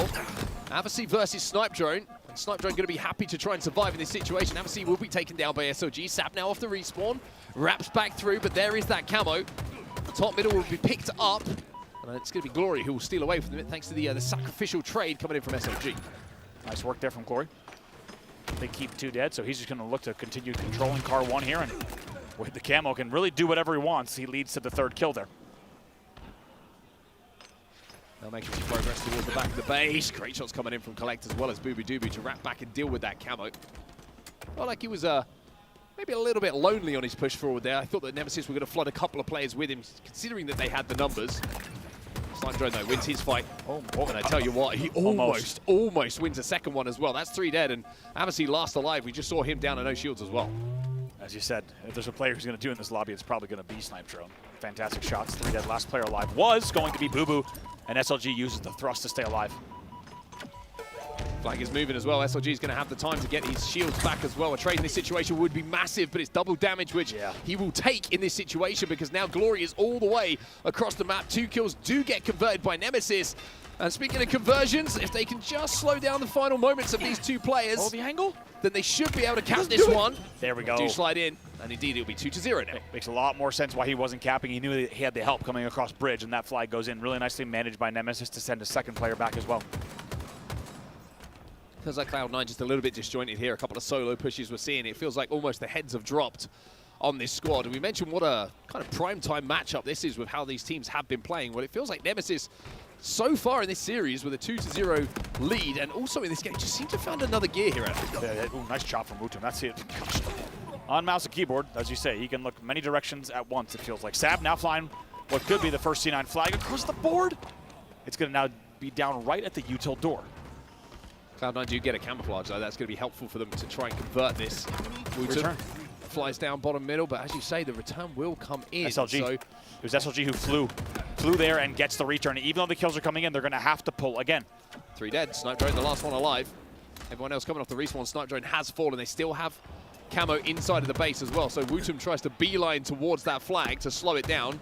He manages to do that, but inside of the base, Collect still being an absolute nuisance behind enemy lines. Still has this camo, and Avicii doesn't need to do too much now as the path will be cleared for him to run this one home. They cut the deficit in half. It's now 2-1 to Nemesis. There you go. The match is far from over. The series, you could say, is now far from over. And if C9 can wake up and find some life, maybe get another flag on the board, this could go in a very different direction than a lot of people might have assumed. 5 minutes left in this game for Cloud9 to find another set of pieces to get a flag cap going. Collects will fly forward, but Trade's just on the P side. Everyone exploding, everyone's shields being broken. Sab is last alive, and he's going to go down. So Cloud9 find themselves 4 dead. Glory just trying to block these gen spawns, trying to get there as quickly as possible. And does.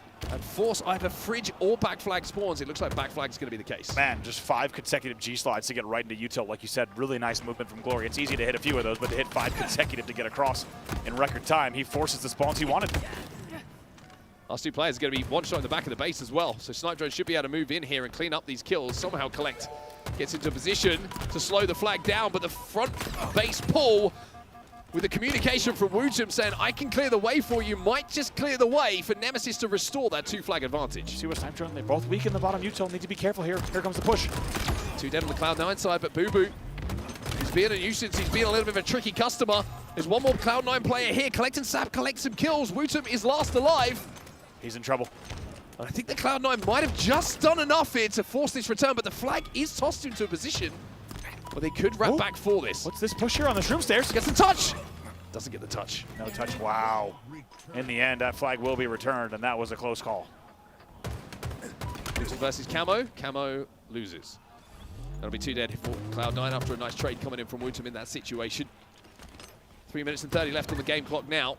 And having held off that push, which felt like the pieces were starting to come together for Cloud9, Nemesis again can start to move up the map. It's a really great call from you. That's really where my attention went. Look how much time has elapsed off of the solid Nemesis defense there. Felt like it was just 7 minutes left not long ago. Just like that, it's 3:15 now remaining in the game, and flag going to be out here. Momentary 2-man advantage for Nemesis. Yes, a very interesting scenario. Kind of a split across the map with 2 Cloud9 players across the map. Collect quite simply has to stay alive in this situation. If he doesn't, this could well be another cap here. Going the way of Nemesis. Boo is there as well, but Glory is wrapping back to try and deal with this. Avicii's on the return. Is he going to have the time, though? That's the real question. The contest will come in. They grab the flag. SLG with a beatdown with the flag, and the beatdown on the scoreline as well. It's 3-1 now for Nemesis. Could be the dagger in the series. With a 2-1 game's very different here now with only 2:30 left from a 3-1 game. And Nemesis can once again, like we said, just continue to play the control game. And if a flag run opportunity presents itself, take it. But now with a 2 flag cushion, this is a big deal here. 3 dead for C9 yet again, make it a staggered 4 dead. Everyone's off the respawn. Is going to have to force their way towards the pink tower, and Wutum is already there. He looks for a trade, but doesn't get it. But is the timing going to be good enough for Cloud9 here to stop this flag going? It looks like Nemesis taking no chances. I like this from Glory. Leave it in the util, wrap back for a mid-angle, and that works for them so far. They do get 2 dead. A lot of support inside of the base as well here. 3 dead. That's going to be another Last flag player count alive. going in here. No, I don't know. Eventually, as Collect tries to lane it, Snipe Drones being the distraction, but Wooten recollects that flag, and now Nemesis on the precipice of closing out a 3-0 victory against Cloud9 in this series. They have been nothing short of impressive. Wow, here. great shots again from Wooten and a great call from you. I wasn't sure it was going to go in. You never doubted him. Wooten was the last player alive, but Snipe Drone spawning on flag was a huge deal. It goes 4-1, and just like that, we were talking about how it would be an impossible uphill battle. We can now say officially, with 1:30 left, this is the victory lap for Nemesis, it feels like. Wooten 26 and 18 in this game. SLG positive as well, but when you're looking at the assists, talk about glory more. It's 16 and 17 KDB. He has 19 assists in this game, eclipsing everyone else in the lobby. Beautifully done. It's been amazing to watch their POVs here, and even though we were neck and neck at 2-1 for such a long time and felt like flags were coming down to the wire with only 60 seconds left, here at 4-1, as we said, a victory lap for Nemesis as they look to 3-0 here. SOG with a cheeky jump. Plenty of damage for his teammates to feast on if they want to. Snipe Drone doesn't need to be asked twice. However, Collect's going to flush him out of the base. 44 seconds left here. Like you say, the victory lap is turning into a parade here for Nemesis. It's looking like they will continue on this elimination bracket run.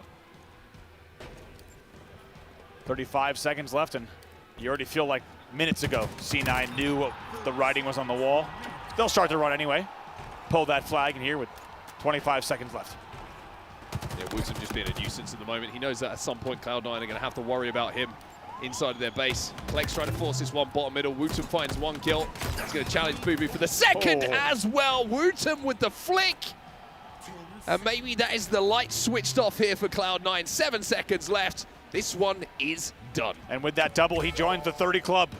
And the time will tick down here. Nemesis will take the game, end the series. A 3-0 win over C9, sending them home. It's a final score of 4-1, but most importantly, 3-0 in favor of Nemesis. They will continue on in the bracket. Lots more Halo coming here on the B stream as well as the A stream. We'll see you in just a bit.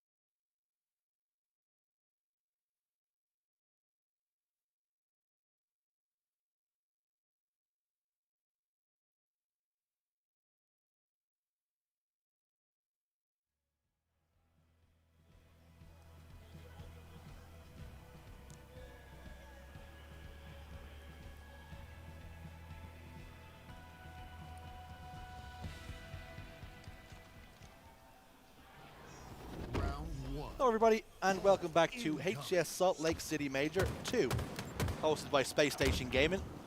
And if you're wondering if you're going to get Envy versus TSM, you've got good news. The answer is yes. Loses round 2 action. That's the old chestnut. Winner stays on, loser goes home. They are the stakes. This is the series. Enemy has the ball. Two massive teams here with ambitions of going further than certainly here. TSM off the back of a top 3 finish at the last event. Enemy has the ball. You know they do not want to go home now then. Yeah, TSM fresh off taking down Complexity as well in the elimination round 1. So sending home one of our top 6 seeds to get there. I mean, it's not often you see, what, 3rd versus 5th or 6th, whatever Complexity were competing in the early stages, but that's what happens after the group of death was the group of death. The seed was stolen away by the likes of FaZe and Nemesis. So you're telling me not only have TSM dropped our beloved Cherish, they've also sent him home. They did indeed, and Very that's mean. certainly going to be a tough one for Cherished indeed. And I'm sure it'll be back to the drawing board for Complexity. It just seems like that top 12 keeps looming for them, and it's issue after issue, event after event, and they seem to be keeping to get that bracket that it filled by a team that just shouldn't be there, in theory. As for Envy, they dropped down into the elimination after losing their matchup. The real question is, can they get something done here against TSM? This is not going to be an easy game for TSM whatsoever. Envy have been a tricky customer online and have ambitions of being just that here on LAN. 30 points on the board. They've got an elevator set up as well. Options to play the ball down bottom middle if they require it. Shock Rifle's not going to find a face, but good enough to do damage. The damage will back that player up. Looks like Solstide's going to re-engage, and he probably shouldn't have. Drug's trying to scramble down bottom middle. This is going to be a trade for dead for TSM. Perfect hold from Envy. Wow, this is a great round from Envy. 50 points they already find themselves on. TSM kind of 6s and 7s at the moment, trying to find a way around, see if they can take some angles to maybe break this setup, but with camouflage in the chest of Piggy, Enemy has the ball. it's not going to be an easy break. Ball dropped. Piggy gets himself up the top elevator. Gets himself down bottom elevator. Enemy has the ball. And he's brawling. Melee's 1. Melee's a 2nd. Throw in hot hands. Not that good work. Ball dropped. Envy will continue to score. Enemy has the ball. Options now to rotate over towards blue, and they will then be able to play the ball off the map if pressure gets a little bit too much. Enemy team But this has been so impressive from Envy, and TSM yet to find a response. I mean, surely there's not a flawless round here, is there? Well, Envy are going to give themselves the chances. Adding a little bit of extra time, finding the angle to bounce on with the ball. And now TSM have been able to take down 3 members of Envy, so should be able to get this ball off the reset, at least to get a 2nd on the board. There's just so much to do now to try and get back into this round. Part of me is just thinking, you know, to just give this one up and start to think about next. Of course, it's not going to happen. No one's going to play it like that, but 4 are going to be dead for Envy, so TSM have done the initial job here of retrieving that ball, and now they can get set up. The question is, can they do exactly what Envy just did to them? Ball dropped. Enemy has the ball. Ball Has to be dropped. perfect. Enemy has the Giving ball. themselves so much to do here. Ball dropped. All it could really do with finding some faces here. Jackson's gotten the opener though. On to Soul Snipe. Tolic did not find the face. Precision charges on through with the pipes. Manny's forced to play the ball. Druk gets one on the Jackson. Manny combines to get a 2nd. So although the ball has been played, it's in no man's land for a 2nd. Camouflage has now just popped back up. Druk. He goes down. Nobody in position to take the ball just yet, but Envy have so much time, so much advantage here, that they can play this one as patient as they like. Whenever Druk dies, I think back to Clutch's commentary. What are you doing? What are you doing? Druk died out of the window on way Bazaar. back on Bazaar. What a Remember when throwback Bazaar that was a thing? 91 to 19.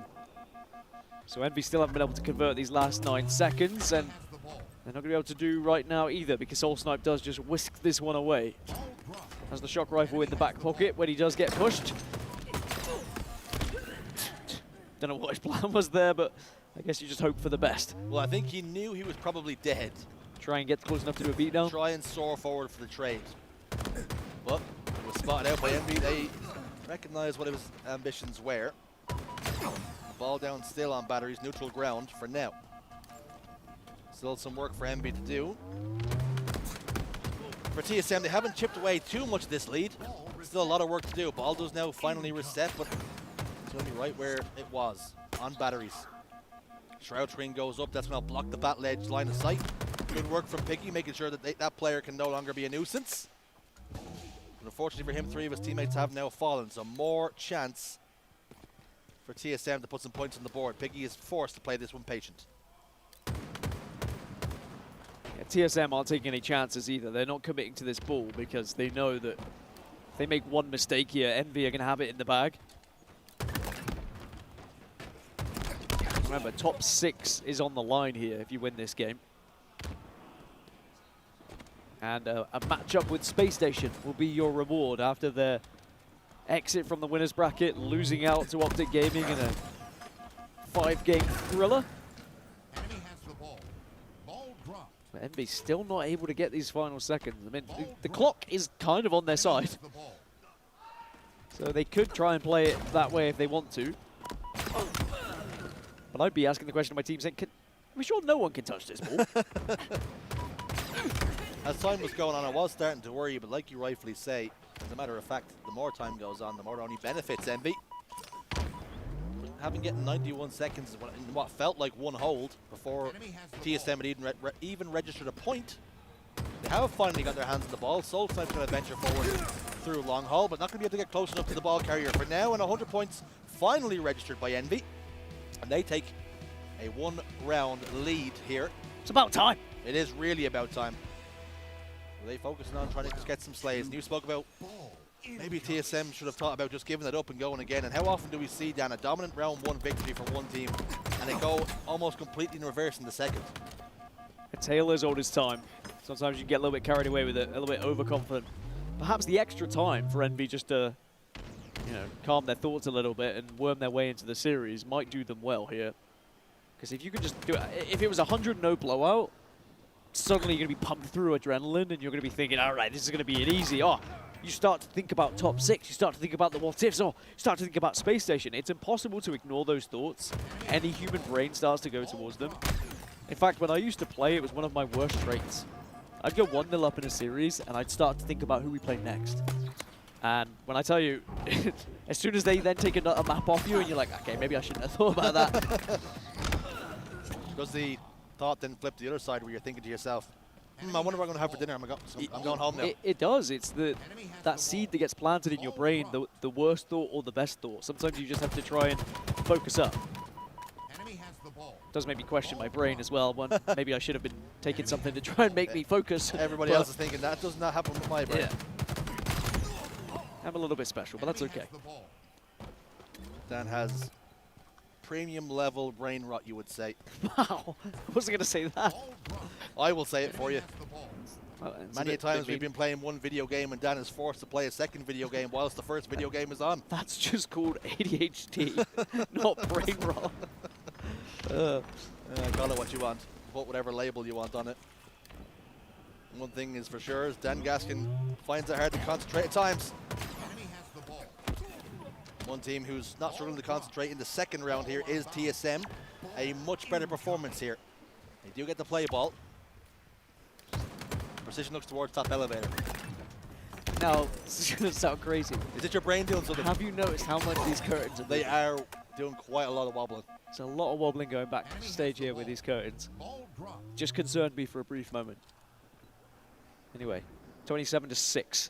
So Envy, despite their dominant round 1, Ball dropped. TSM have had the better of them in these early stages of round 2. But now Envy trying to work their way with this camouflage. Precision will get Enemy has the ball. kill. Ball dropped. Just about avoids the grenade. Camouflage does dissipate.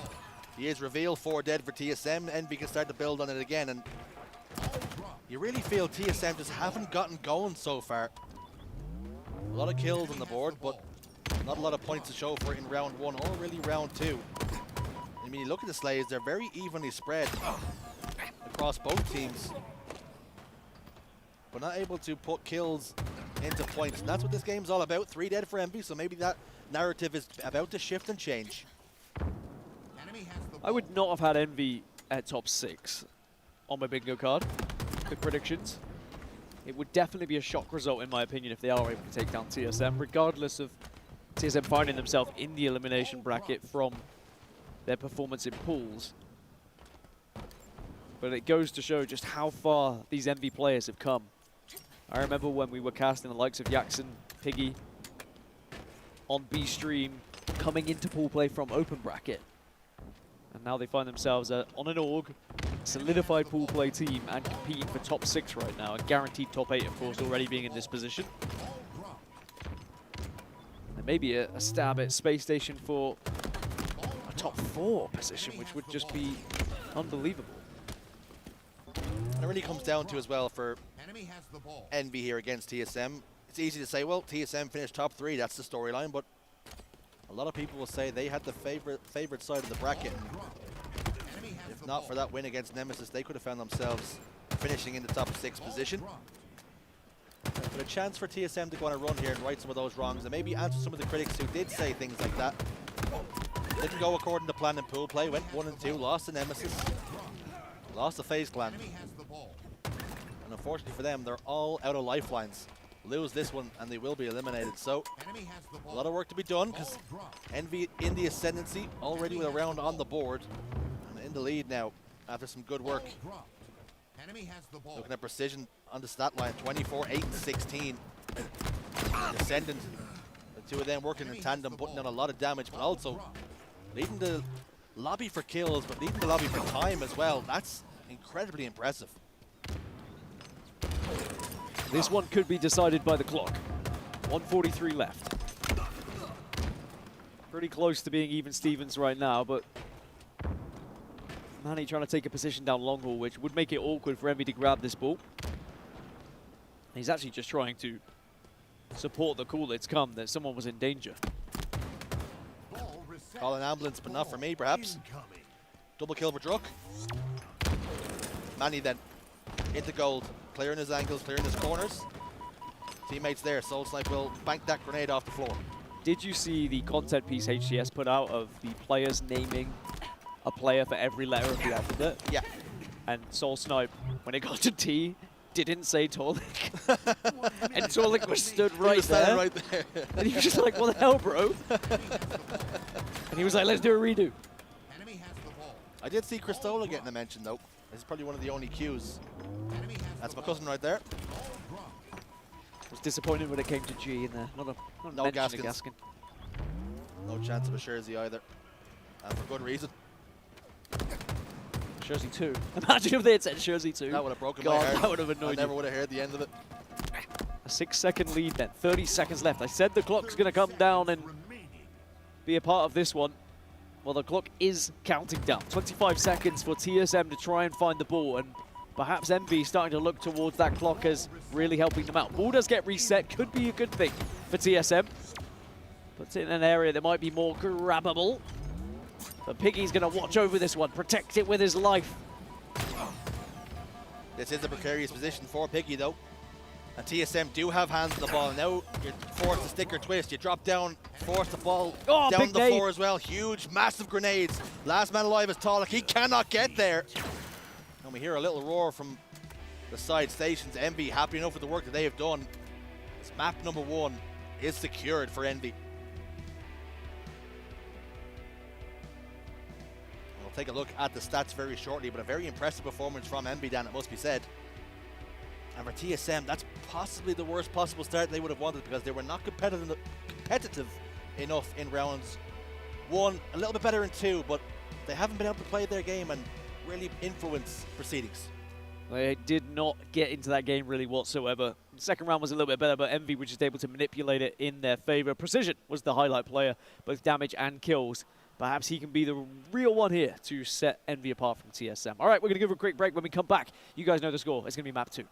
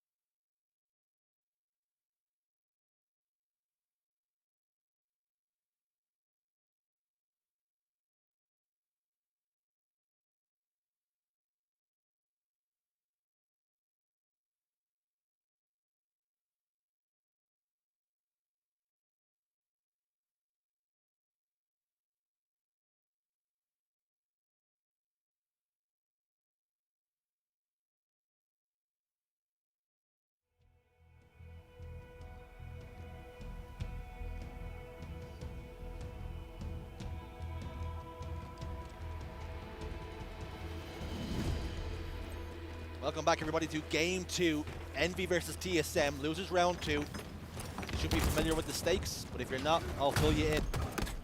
Loser of this series goes home. Envy hold a slender advantage with a 1-0 lead. 2 more games in their favor will mean they progress. But TSM very much want to change that story, and very, very quickly indeed. Opening break, 3-kill advantage. Make it 4, make it 5. This is much better from TSM off the opening break. Sniper rifle still to work with. Piggy's grenade gets sent right back to him. Camouflage is scooped up. Soul Snipe with 2 more bullets to play with finds the face of Precision. We said how Envy had a hot start in map 1, while TSM have come out exploding from the blocks here. Soul Snipe with the sniper rifle has just been taking charge and taking names. Piggy does spot him out, which gives the call to everyone else. And that sniper rifle will come to an end, and maybe will give Envy a chance to try and worm their way back into the series. Soul Snipe 1 short of a killing spree before his reign of terror did come to an end. He spawns back up over towards green.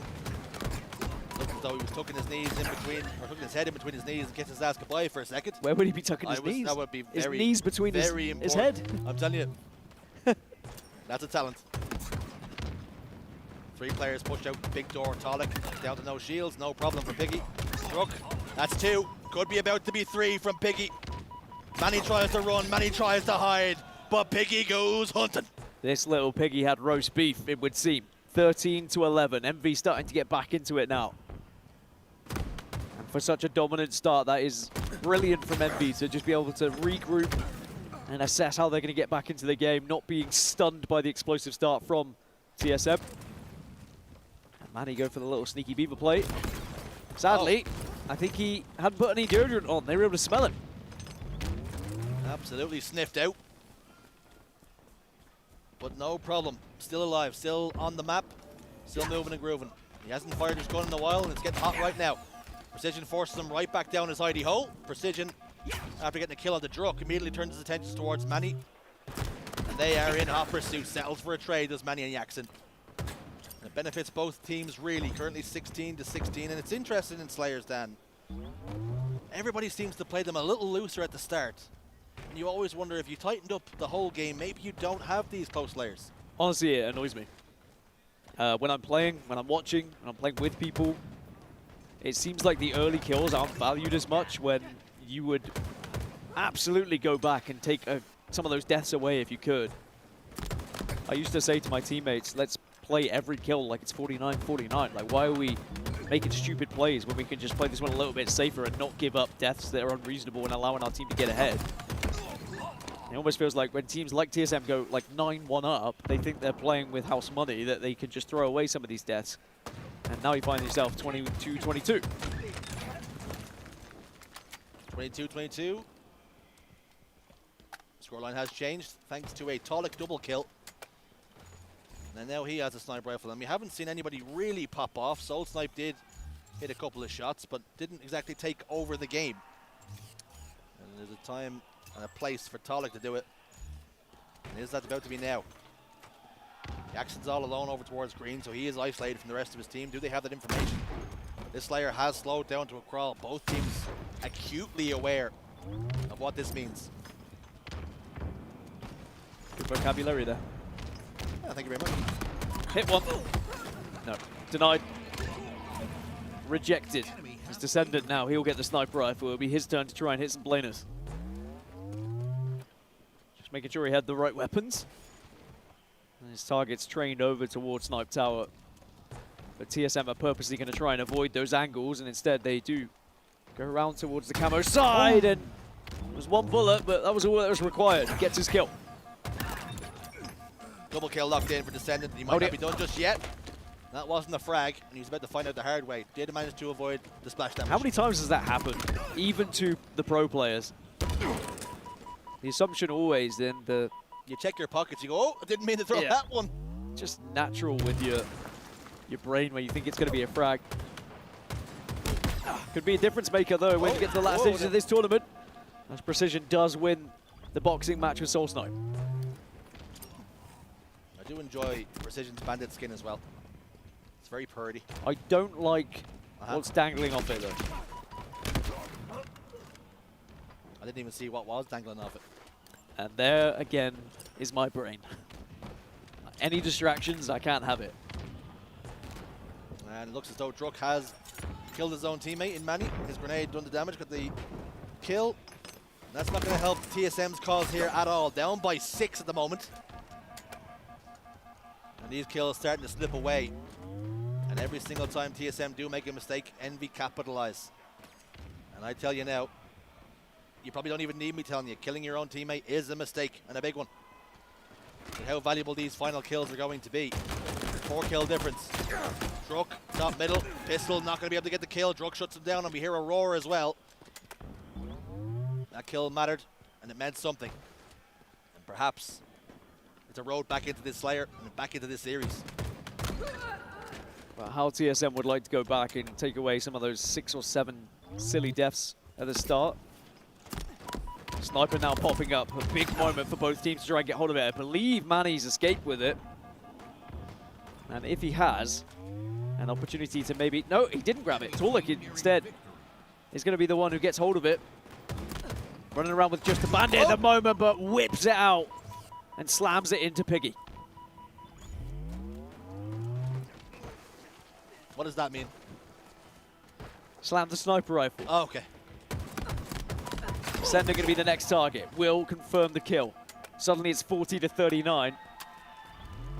And Tulik has a chance to elevate TSM here. Looking to see if he can find a headshot.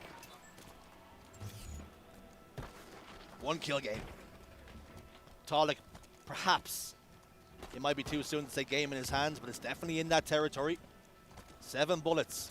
Potential for 7 kills. Body connects. There is 1. Soul Snipe, another precision. Goes down. Killing spree. Double kill. Tulik starting to take over now. Just like that, this game gets flipped in favor of TSM. Still plenty of time left, though. Envy don't need to panic. Neither do TSM. You don't need to try and push too much. Just let Tulik do his thing. Especially with camouflage coming up, you can use that as natural bait, but precision takes down Soul Snipe. Suddenly it's going to be player advantage on the side of Envy, and they can look to try and command some space, try and get over towards Camo, but it's a great response from Druk. Tulik recognizes the Jingle Peak's not going to be enough precision, loses his face, camouflage then, picked up, scooped up, grabbed, carried away. And it's going to be in the chest of Manny. Sniper rifle tossed over, great teamwork from TSM now. A 3 kill advantage, 5 required to win the game. To tie this series up. These two teams fighting for their tournament life. And we've seen Manny in a similar situation before. And it didn't go his way when he played for Cloud9. They were seconds away from beating SSG all that time ago. Only 1 kill required then. Manny knows exactly where the player's positioned. Gets de-scoped. Gets flustered to just a touch. The melee comes through. Tulik gets the trade. 21 kills, 5 and 10 from Tulik. That was his game and his game alone. A very back and forth game. If you consider the lead TSM had, then Envy took control, but it was the sniper rifle that made the difference once Tulik had it. Got into that spot, got some big kills, and it just allowed TSM to start to run away with it. And it does tie us up 1-1 in this series, and as you said, both teams fighting for their tournament lives, so you can understand why there's a lot of nerves around that game. Taking a look at the damage on the map then, although Tulik had 21 kills, a lot of that he has to thank the Soul Snipe, who actually leads the lobby in damage. 14 deaths, but it doesn't even matter the amount of gunfights he was involved in, the amount of damage. Plaudits have to go to Soul Snipe, and indeed Tulik for finishing off that damage. That is all for us for the game 2. Don't go anywhere though.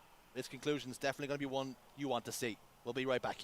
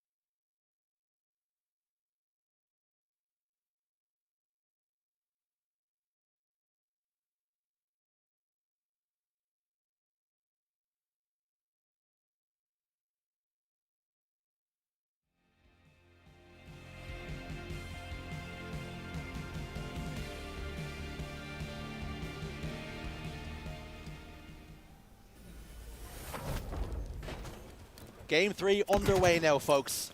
Apologies for the brief intermission. Some players availed of the bathroom break that is provided to them, and it's a real human rights concern if we try and block that down. 1-1 the score here after a nail-biting Slayer. And now it's time for TSM to show even more signs of life. A pretty dominant performance from MB in Game 1. The story is starting to twist, the story is starting to change now, and still plenty of time to etch a few extra chapters. Yeah, perhaps Game 2 won because of the sniper rifle, so maybe that's good news for MV. No sniper rifle here on Aquarius, just going to be bandits, but it's going to be a game reset, it would seem. So we'll get that one sorted out, and then we'll be back after this reset, guys.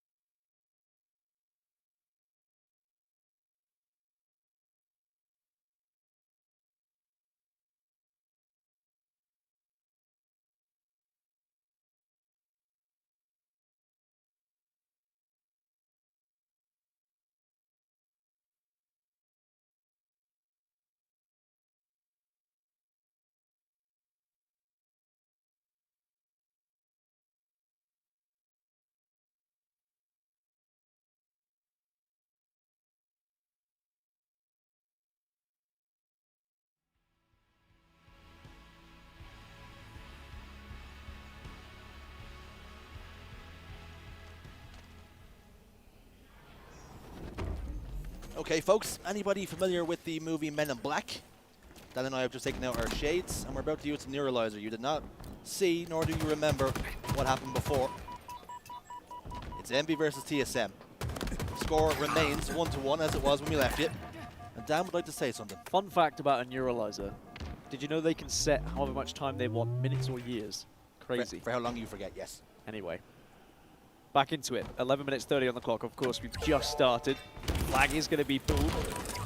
Can Envy try and take this one to TSM and explode out of the blocks like they did in game 1?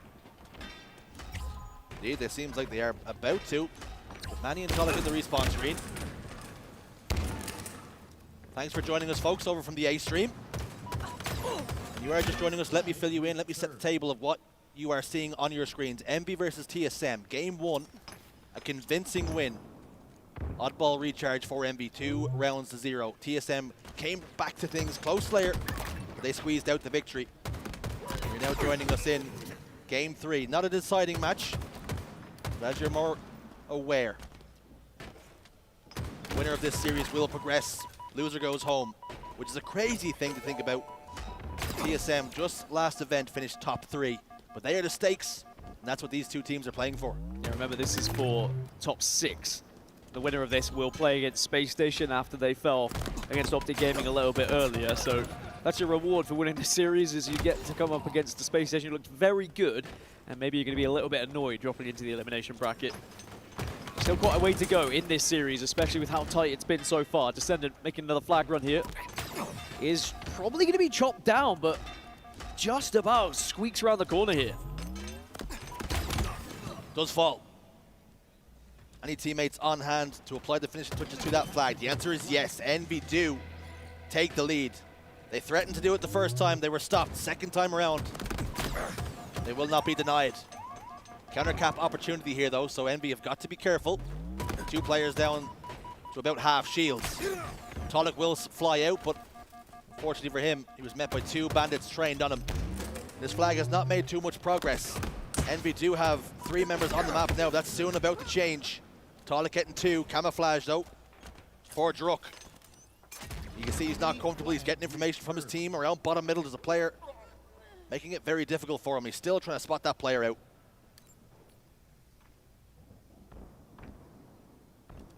Envy have looked the better team on the objectives just based off of what we've seen so far. The oddball was pretty comfortable, first round especially. They got up to like 91 points before TSM even found a point on the board. Druk manages to get behind though, that camouflage coming to good use, double kill, 3 dead, flag starting to move. But that's what you got to do. If you are the last remaining player, you need to put yourself in a spot where you can shut that flag down and give your teammates a chance off respawn to do something. Just stops so much momentum. Piggy ventures forward, tries to get the return. Soul Snipe's there though, he's gonna fall, but the flag has made some progress. 4 dead now for Envy. It's about to go from bad to worse, because not only is this flag about to go home, but they should have players in position to be in control of the map. At least someone situated around top middle. So TSM now will tie us up. Score 1-1 now. And it's TSM starting to ask a few questions, starting to make Envy look a little bit more uncomfortable. It would be quite the comeback if TSM did get into top 6 and a chance to play Space Station for top 4, because that's not a guaranteed win for Space Station by all means. Both of these teams definitely would put up a good fight against the SSG roster. But after finishing 3rd in their pool, TSM of course started in the elimination bracket, but they were 3rd seed coming into this tournament. They finished top 3 last event. Can they claw their way back to those dizzy heights yet again, or can Envy maybe put a stop to it as Piggy gets taken down by Druk? Beautiful shots from Druk, and he wasn't done. Dropped down. Gets the kill again. Now Soul Snipe has the camouflage to work. Druk done. Wasn't for nothing. Secured the power up. Descendant tries to use a thruster pack. Not enough though. Another kill for Soul Snipe, and indeed Manny. Jackson goes down, trades for the camouflage. 4 dead for Envy, and TSM in prime position to pull yet another flag. Does get pulled. Fridge spawns as well. Druk just trying to do what he can to keep them within Fridge, taking the challenge, taking the fight, keeping the gunfire away from the flag runner. And the flag will move. Manny is not going to continue with it though, because he recognizes there's danger from behind. And now this is where the rest of the squad try and pick up, and Jackson again, the last remaining player here. We spoke about how clambers can really go and be your detriment. It's happened again. It's going to be TSM slamming home their second of the game. And in quick succession, without reply now. All of a sudden, Envy is starting to look a little bit shaky. They're pushing through narrow corridors. And it's meat and drink to Druk right now. Yeah, Druk's looking good. Great shots all around, taking great positions as well to either help the team or sometimes carry the team through with him. Flags on the move yet again. Envy are in a better position this time. They have more members up though, so they were able to stop it a little bit sooner. But again, Druk back into the action. Happy to take fights. Sadly though, falls to the grenade. It's almost like Tony Montana sitting in that doorway. I take your bullet, I take your bullet. Finally gets taken down, but so much time bought for his team. An overkill for Soul Snipe in the field as well. Another flag cap, an overkill on the board. Map control again for TSM. Always a difficult one. And the flag's going in as well. It's important to see. But you've got to try and focus on that one player who's just got the triple kill. You can't allow him to just run rampant in your side of the base. You desperately want to look towards the flag. You want to try and stop it, but by doing so, you just open things up for Soul Snipe to do that. And now TSM 3-1 up. 5 minutes 27 left on the clock. Envy have to dig deep now. TSM starting to get loud as well. We're starting to hear some of those all too familiar comms when they take down an opposition player. Starting to hear things like that. So they're starting to feel themselves, growing in confidence. Growing on the scoreline in their lead as well. 2 between them. 5 minutes on the clock. Still a lot of time for Envy to play with, but the way TSM are playing here, a lot of work to be done. We get the celebrations from TSM. I wonder if we'll see the emote wheel come out again for Torlik. Has he learned any more? Has he purchased any from the store? What's up his sleeve? Got to get there first though, but certainly looking good in this game. 3-1 still. Descendant trying to worm his way around, see if he can get an angle, but speak of the devil, Torlik was there waiting. Precision gets the trade though. Manny desperately trying to stay alive here. Precision bought the bait as well. Thought Manny had dropped down and he hadn't. But now Jackson's going to push this flag forward. His teammates were over towards the fridge side, so that could make things a little bit more complicated in terms of blocking spawns. But now you're hearing Descendant starting to scream. Well, you're not hearing it, but I am. And Jackson slams in a flag. Now it's a one-cap game. And all of a sudden that sets up a grandstand finish. Yeah, suddenly a comfortable game looks a little bit dicey all of a sudden. And Camouflage going to go in hands of Envy as well. Jackson, good trigger discipline to avoid Manny, and the rest of the team's gone down. So now, once again, Jackson being the last remaining player, but this time with Camouflage. And you can see they are hunting him down, and they did spot him out. They see the shimmer. But he does get away. Gets away for now, buys some time. And just having that Camouflage made TSM ask questions. They didn't want to progress the flag because they knew the risk that was involved. Great job from Jackson, even though on the face of it, it didn't look like he'd done a whole lot. It was enough, I promise you that. Doing a lot of damage now. It's a couple of players down to no shields. The assists don't come his way. Soul Snipe's going to attempt to send this flag back home, but unfortunately, for Descendant, not enough damage done. 2 players combined. TSM will send the flag home, and now, with 3 minutes on the clock, Envy starting to run out of time in this endgame. Piggy's already gone down. Precision the next. Jackson follows, and Descendant finds himself all alone here on car side.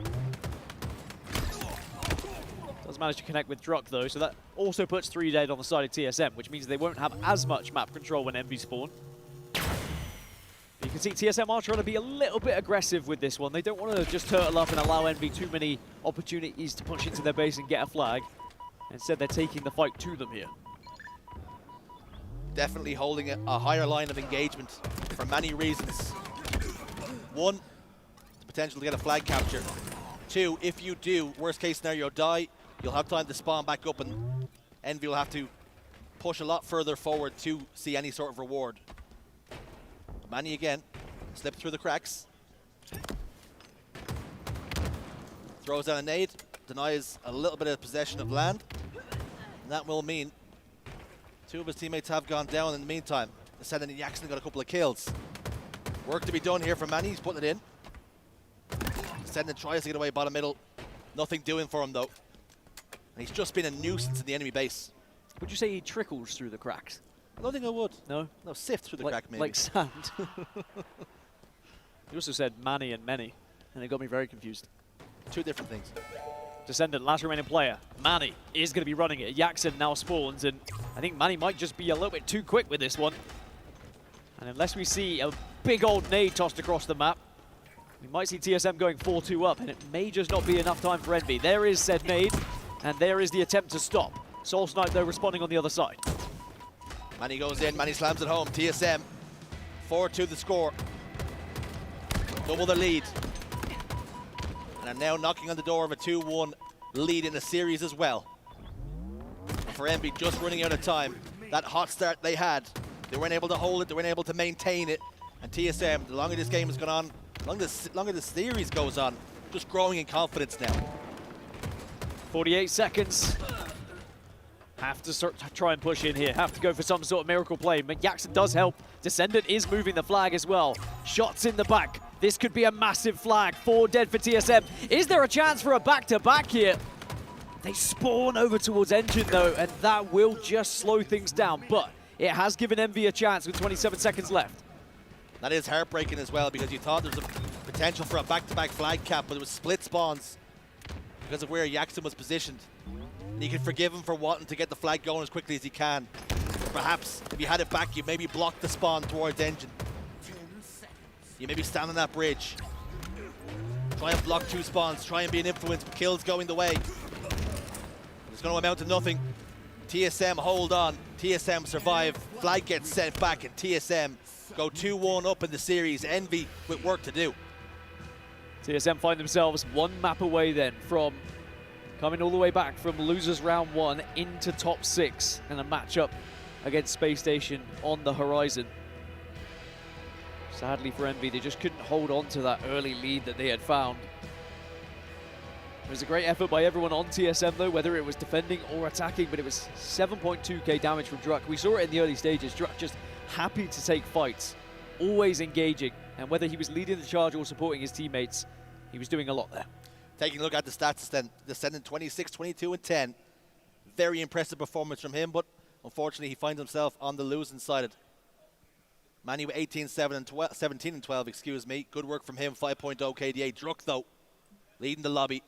An incredible performance from him, just to make sure that not only do they keep themselves in this series, but they now take the lead. For a brief moment, we will now say goodbye to the A stream. As we throw this to a quick break, we'll be back very shortly with the rest of this series. Don't go anywhere, folks.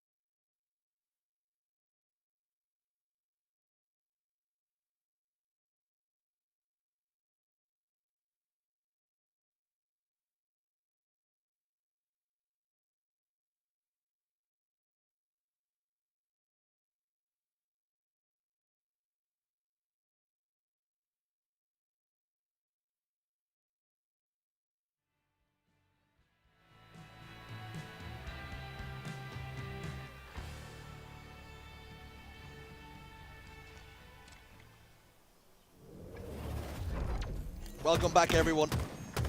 If you ordered a conclusion to this series, well, you are in luck, because we're about to supply it. TSM, one map to the good and one map away from progressing in this tournament. And for Envy, a much different story. Just one away from elimination. A lot of work to do. And the Accent's looking to provide some work right now. Overshield already in his chest, pushing forward. We're playing neutral bomb on Fortress, which can be a marathon, not a sprint at times. Are you just dishing things out that people are ordering? I would love some wings.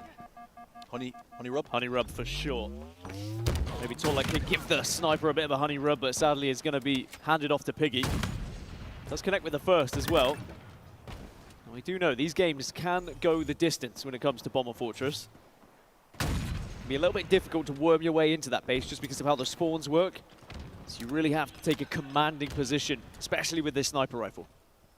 Typically what most teams do to see success is they block the armory, and unfortunately for Piggy, he's on the wrong side, which will mean TSM will keep getting more fortunate spawns. The superior side anyway. Perhaps Piggy wants to back up a little bit, be more of an influence, because he's not really providing much value until, as I say that and as I had that thought, he starts to pick things up instead. Still being a threat, being a nuisance. Jackson picks up 5 fresh shots at the Soul Snipe and another one at the Manny, so now there's potential to move this bomb in, and here it comes.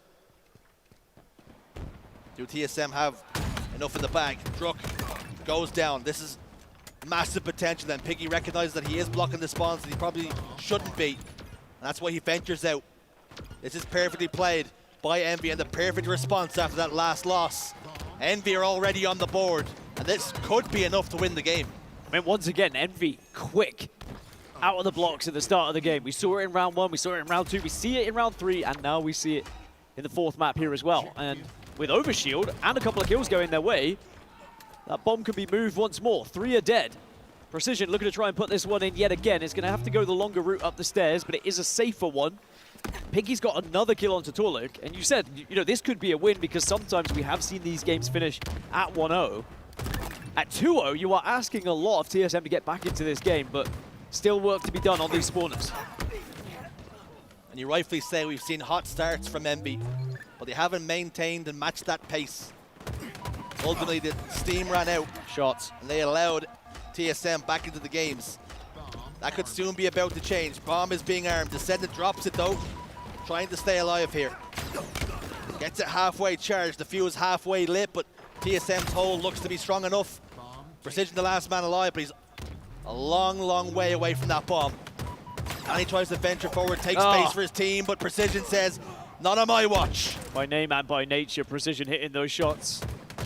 The bomb does get tossed out, so TSM have been able to hold that push off. Piggy's found another sniper rifle here. And can this little Piggy go to market? That's 2 incredible Piggy puns from you. Yeah, but A-Stream hadn't heard the first one. You're on top of your game right now. Gets the first. Oh, it was literally slammed off the Sure, map. you could. Didn't even get a chance. He gets sent off the map. Send it 20 seconds away for the overshield. He's gonna have to get busy. Manny ensures he's no longer a problem, at least for now. Soul Snipe.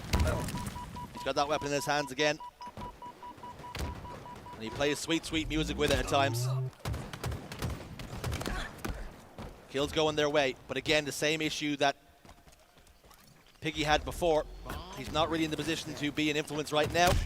That could soon be about to change as Precision gets what is an unofficial, but an official double kill, but unfortunately for him, loses his overshield. What a shot that was from Soul Snipe, and now he's starting to get busy with it. Just misses the body, and that means Jackson can relieve some of the pressure that was being applied by TSM. But they're going nowhere. As a matter of fact, Manny's taking up quite the power position here, and he's going to be a real problem to deal with.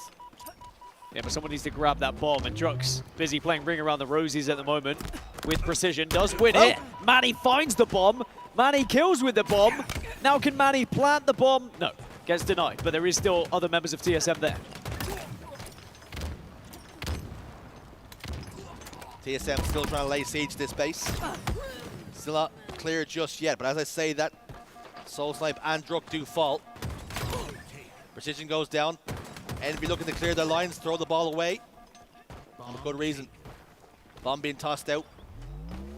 But TSM are in prime position once more. Jackson's going to go down. You can see Tolic was reluctant to push further forward, did not want to block those spawns. Heads up play from him. 3 go down. Piggy last man standing. Druk and Soul Sniper there. He's not going to have enough, is Piggy. A lot to be asked. A lot of trouble on the map.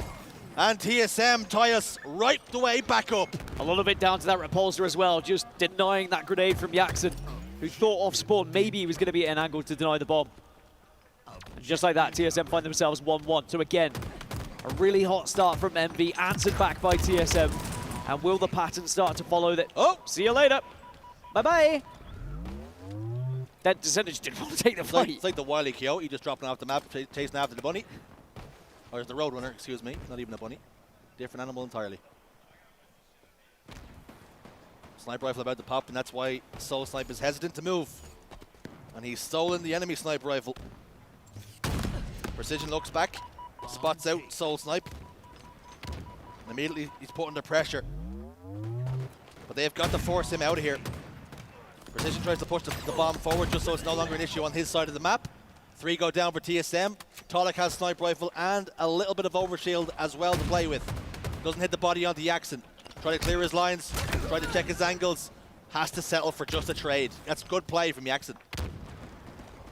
Tried to speed things up going for the body shot with a sniper rifle. I feel like if he had just had his bandit out there, maybe stays alive. Precision does get the kill, but it is traded out. And it's starting to get a little bit sloppy and messy, as expected, with so much on the line here for these teams as Jackson begins to move that bomb once more. Does have a little bit of support here, but knows that he's very vulnerable if he tries to move it in at the moment, so they need to work hard to try and clear this space. It's not going to happen.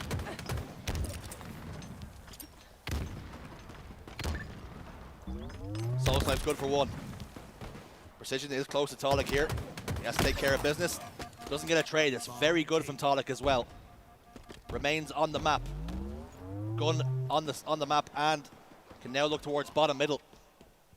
Taking so much space for his team, but unfortunately for him, Druk has fallen, so that's going to mean he crouches down and waits. Bides his time. Piggy's got the kill elsewhere and the bomb's moving. So Tolic is now forced to spin back around. Blind damage, good damage as well. 2 go down. A 3 should be about to join him. Descendant should fall. Piggy's behind enemy lines here. Do they know that? Do they have that information? They do now. He's giving away his position. It's been a real thorn in the side here. Is Piggy, and he gets another kill. 3 go down for TSM. This spells danger now. As Overshield's going to pop up at a very opportune moment as well. A lot of things to worry about, a lot of things to be concerned for if you're TSM. It almost feels like least of all is the bomb right now. There's a lot of flanking that's going on at the moment, but it has worked out for both sides. Could leave your team a little bit vulnerable if you go for it too often, but this arm's going to be attempted to be armed. 2 are dead on the side of TSM. Any needs to come in to maybe stop it. Precision taking a lot of damage, but will get the arm. And Envy regain their lead here. 4 minutes now remaining. And TSM, again, are going to have to dig deep. The problems are not even going to go away with that arm for TSM. Because Precision still has control of a lot of the map here. The battle rifle just has that extended lines of sight, can do so much damage from across the map. Does back away just a touch. Recognizes he's isolated from the rest of his team. Jackson, though, will get a kill onto Tolic. TSM are in real danger here.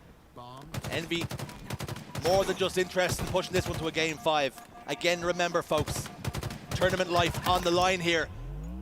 Beautiful 4 shots from across the map, and now pushing this forward again. 3 dead. Druk the last man up. He's already made this bomb all the way back towards the front base. Precision could be about to get a trade here, and does. And I do like that Envy are trying to take the game to TSM here, not just saying we will sit on a 2-1 lead, because we saw how that happened last time. 4 dead. They want to plant this bomb. They want to win this one 3-1. They want to send themselves to a game 5 against TSM. The bomb gets tossed into the base. Oh! And the no-scope to the face. No scope, no problem. 2 down. We're patiently waiting our Envy now. Finally get the bomb. Starting to arm. Fuse starting to light. Descending in the axe to get a couple of kills. And Envy get the final bomb arm that they need to push us to a game 5. We're going to a shootout here, folks. So we get another chapter then, in the story of Envy versus TSM with its twists and its turns. We are still yet to know who is going to be progressing to top 6 and who is going to be facing at Space Station here in Salt Lake City. And I thought maybe we were going to follow a similar pattern. Maybe it was going to be Envy just taking a lead, really quick out of the blocks, and then we get answered back by TSM. But Envy showed great resilience, and a lot of it was precision, but also have to talk about Piggy. Commanding so much space, especially with the sniper rifle as well. Not only the most damage, but also 24 and 14, excuse me, he finds himself plus 10 with a 15 KDA. That is an impressive performance from Envy. 7,000 damage is absolutely incredible. With 15 assists as well. Quite the showing. And they needed them. Now possibly more than ever, just to keep the tournament hopes alive here. Envy looked so good online and starting to match that on land now. Remember, folks, TSM, a top 3 team at the last event. And they could be about to get eliminated at the top 8 stage here. Well, before we get to Game 5, we are, of course, going to take a quick break. So don't go anywhere. We'll be right back after this.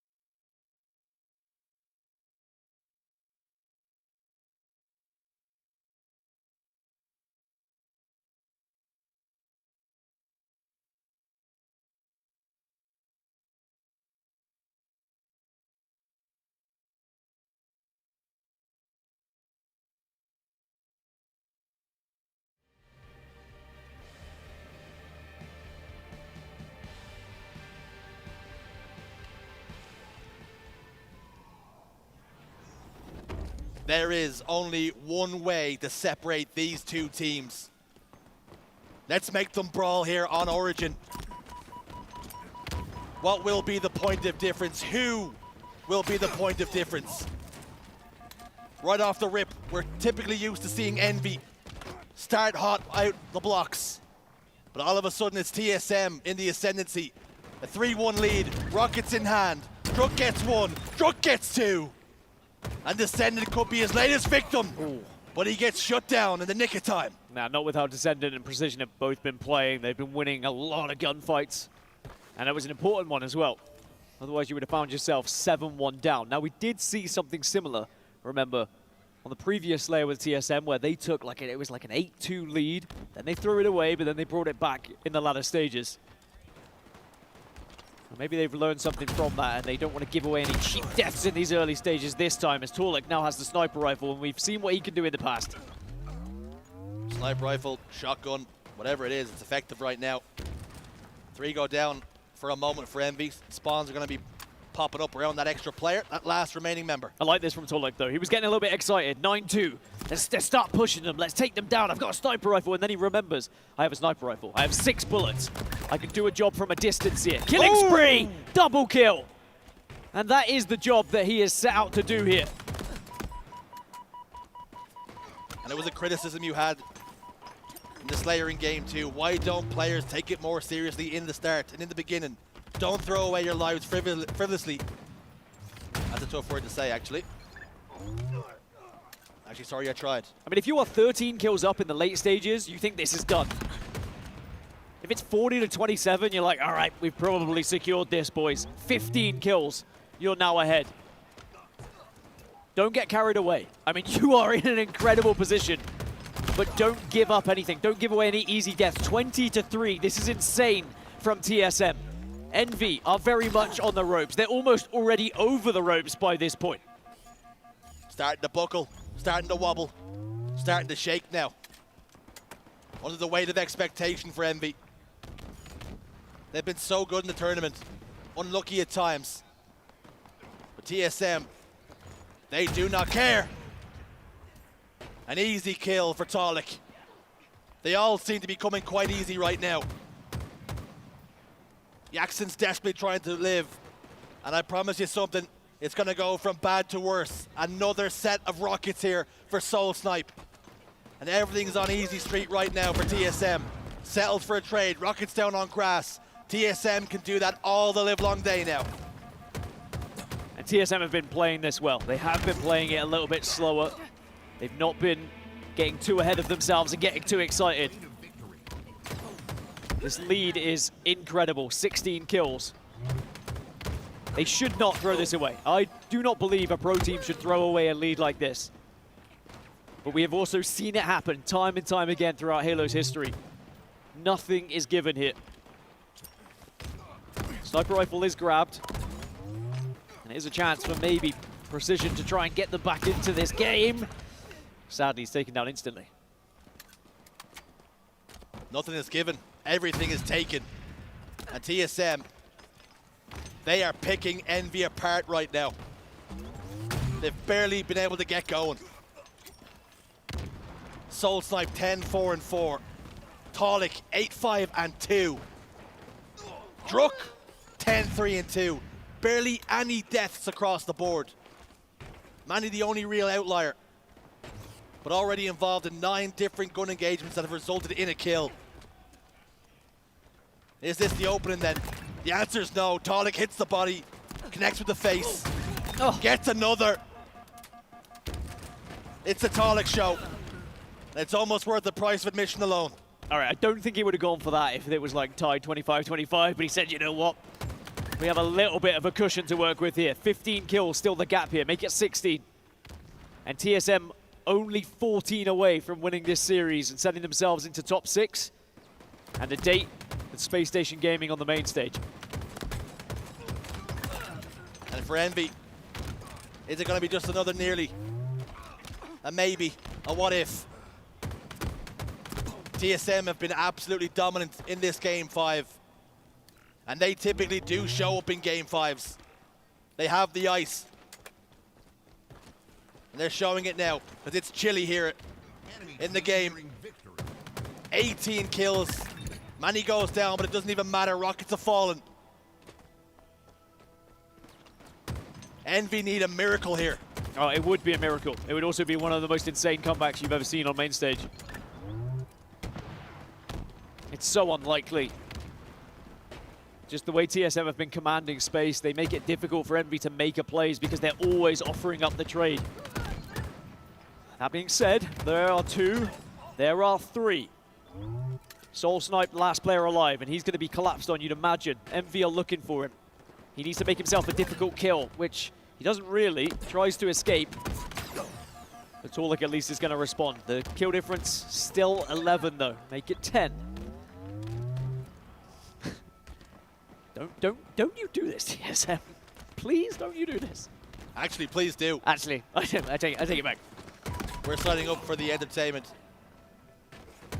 Are you not entertained? As I say that, 3 do go down.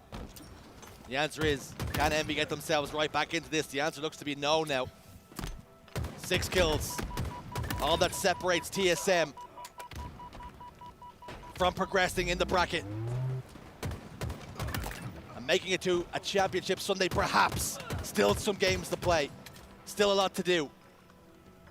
But for now, this one's been all too easy. Envy just didn't show up in the game 5 when it mattered. It was a close series. They gave as good as they got at times. But TSM are game 5 menaces. This has been perfect. It's been flawless. And Envy have barely laid a glove on them. And remember, TSM came into this tournament 3rd seed and found themselves elimination round 1. But they come back from the death to find themselves back into the top 6. They wiped the floor with Envy in game 5. And they will have that matchup with SSG here on the main stage. Incredible performance from TSM. Commiserations to Envy. Their tournament run comes to an end. A lot to be proud of, but a lot to work on too. Taking a look at the stats, it was a 12 kill difference in the end.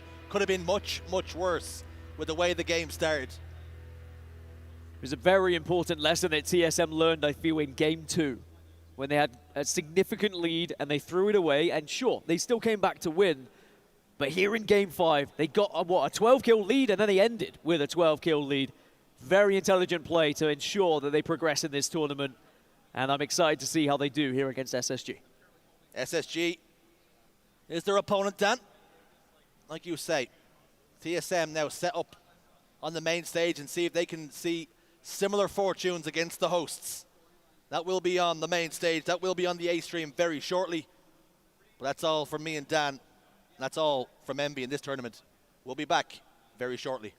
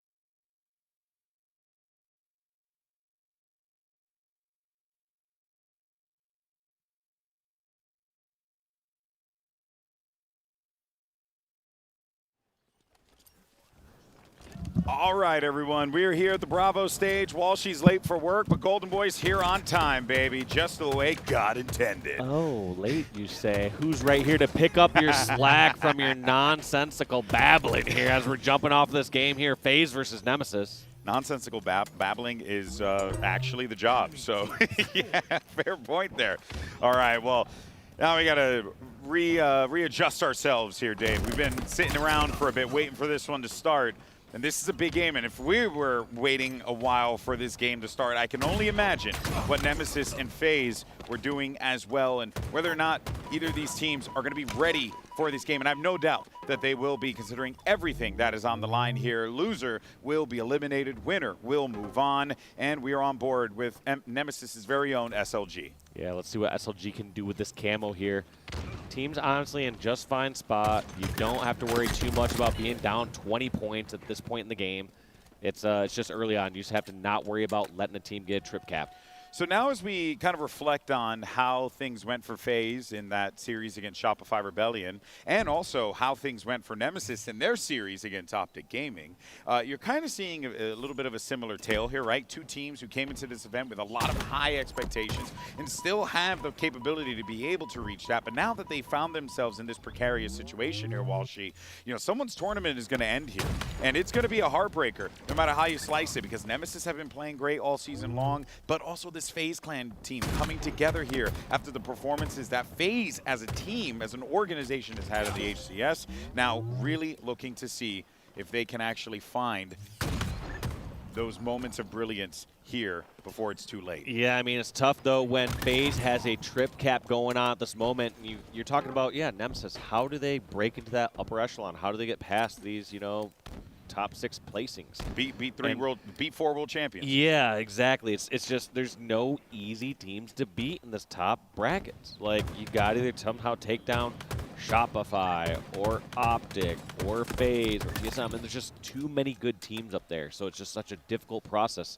End of the day, you just got to get better. Yeah, and look, man, it's a quote, the infamous Ric Flair, in order to be the man, you got to beat the man, right? And it doesn't matter what you do here, you just got to make it happen one way or another. There's no other room for error, and there's no other way to shake it. Now, though, as we look at what's been going on in this game, and we've been talking about what Nemesis needs to do, well, what they need to do is not let themselves get put down to a 103-9 situation, where it at least seems as if FaZe kind of correcting some of the mistakes that we saw in that last Strongholds game, when they were really struggling to be able to kind of adapt on the fly to what Shopify Rebellion were bringing to them. And also, let's not forget, Shopify Stronghold's so damn good. So maybe FaZe can extract something from there to use against their opponents in this one. Yeah, I mean, learn a little bit, but at this point, both these teams just realize you can go back to the drawing board all you'd like. You'd like to talk about what's the perfect strategy, how are you implementing this, but it's micro changes. It's just execution at this point. Yeah. You're here on Saturday night, so deep into a tournament, you're not going to rewrite the book on your team strategy. And if you think you are, well, we might need to get your head checked out. Just small changes at this level. Yeah. You're going late into a Saturday and saying, hey, maybe we swap up our start. Maybe we send a second person top center. Or can we play our lives just a little bit harder? Or can we just up the aggression by 10 or 20%? It's just minor adjustments like that for these top teams. Well, and I do think, though, in regards to the aggression, yes, we do need to see FaZe up that aggression, which is what they tried to do there. But Nemesis did such a great job of just receiving that, and they're going in for this triple cap here. So they might be able to secure this, but A is going to get flipped, but Nemesis now looking to get on the board. Yeah, Nemesis finally entering this game. Felt like they're going to shut down off the start, especially when someone like Trippy's going 11-4 to kick this one off. Keeping our eyes here on Trippy when he comes off of the respawn. On the other side, though, Nemesis just looking to get some presence inside of that A stronghold, which is exactly what they did. SLG now really taking advantage of that QTs, giving them a lot of information as well that they can now start to make this push over toward the B side. Look at Snipe Drone there on the flank as well. Might be a problem if Lucid can't handle him. Yeah, I'm surprised he didn't decide to QT just to challenge that, but it just would have been a little too obvious. You know, the player just knows that that player is going to QT back into the B stronghold and maybe skip a free kill. So respect his patience there. I wouldn't have been as strong of a man to not QT in there. Well, 4 down there for Nemesis, just as FaZe went down 4. So we're hoping to see Nemesis maybe add on a little bit more after that full wipe, but instead they were only able to muster up paltry, 20+ points out of that one, Dave. And now you got FaZe grabbing this power item yet again. So Nemesis not really able to get a foothold in this one. No, this one's just FaZe kind of run away with it. Even though Nemesis have 2 strongholds at the moment, this camo you can expect to pay dividends. They just got to pick off a kill or 2, and then they'll worry about getting the stronghold. There's SLG, first going weak. Snipe Drone, luckily, gets a huge kill onto Lucid. This could give a little bit of breathing room. And Snipe Drone, is he going to do it again? Almost. Somehow turns it on Trippy as well. But he did get that reset there, so that's going to slow things down for a little bit and give Nemesis just a couple more points to work with off of that trip cap. That gets them within, shooting distance, but still a long way to go. 100 points is what you need to see Nemesis climb in order for them to get back into this one, which is possible, but B has been tumultuous, to say the least, for Nemesis. They've been struggling to be able to hold this sector of the map down. There's 3 down for FaZe. This is going to be Nemesis' moment. They're going to grab at least another stronghold here. Penguin just holding it down as best he can, but eventually taken down. Momentum for that one there. All right. So we were talking before about how Nemesis and FaZe were jockeying back and forth for B, but look at this, A and C get reset. That is surprising. I don't know how Nemesis didn't walk away with 2 strongholds there. Maybe it's due to Penguin drawing so much attention over at the B stronghold, but you'd expect they had 3 down, they found the 4th member over at B, and they don't walk away with 2 immediately after. A quick clear after the flip came from Nemesis, but they're going to try and go for the flip themselves. They don't succeed initially, but now they're back again. Here comes Snakebite, though, a familiar position for him. He's had so much success making his way out of that elbow and then just catching these players off guard. And, of course, the captain with a heads-up play there to remove the sniper from the map. Don't let Nemesis get control of that. Don't let a player like Woodham or Snipe Drone get his hands on a sniper rifle. That's the last thing you want to do if you want to try and lock this game down with a comfortable score. Yeah, they are eventually going to continue to climb towards that 250 mark, and FaZe, they're just doing it right. They're not trying to force anything too hard. Yeah. They're playing this well. So as long as they don't get themselves in some sort of weird trip cap scenario or get into bad spawns, I see FaZe just kind of slowly marching towards victory. As I say that, though, Nemesis, they now have B and C. They have control Nest Ridge. They're spread out a little bit. Can they secure these kills over near cuts and bags? Or are they going to trickle death after death? That's 2 down. SLG and Glory. This is a free opening in a way for FaZe. Yeah, and yet another grab of the camo for them. So now with that camo in the possession of Snakebite, probably couldn't ask for that if you're a Nemesis to be in the hands of a worse player for them, because he knows how to really take advantage of those openings that are provided. Lucid now looking to give him just a little bit more time to work with. Doesn't need it, though, because he manages to clear that player. Glory, 1 shot for him. Will have to back out of the fight there. You see Snipe Drone right by that box. Not much he could really do there. But C starting to make the flip happen. Snakebite, though, with this camouflage, should freely be able to push forward. And you see Trippy with a double kill off screen as well. Might give them the opening they need. Just as A, though, is going to start getting flipped, Dave. I like this play, though. Yeah. Rather than holding like an AC setup, they just swap A for B and just continue racking up those points. Yeah. And I kind of prefer the B and C setup here. Yeah, because, for sure. You just don't really have that same sort of back and forth over that top center, whereas it feels like you have a great overlook over the Nest Bridge. Now, as we get closer and closer to the end of this one, FaZe trying to lock it up. They only need 20 points in order for them to end this here. And they have it. But the question is, can they hold on to it? SLG knows that, so he's got to fly over to the B site, make a play happen. He lost 2 of his teammates as well, so it's all going to be left up to Glory and SLG. What could these boys do as SLG gets a big win against Snakebite there?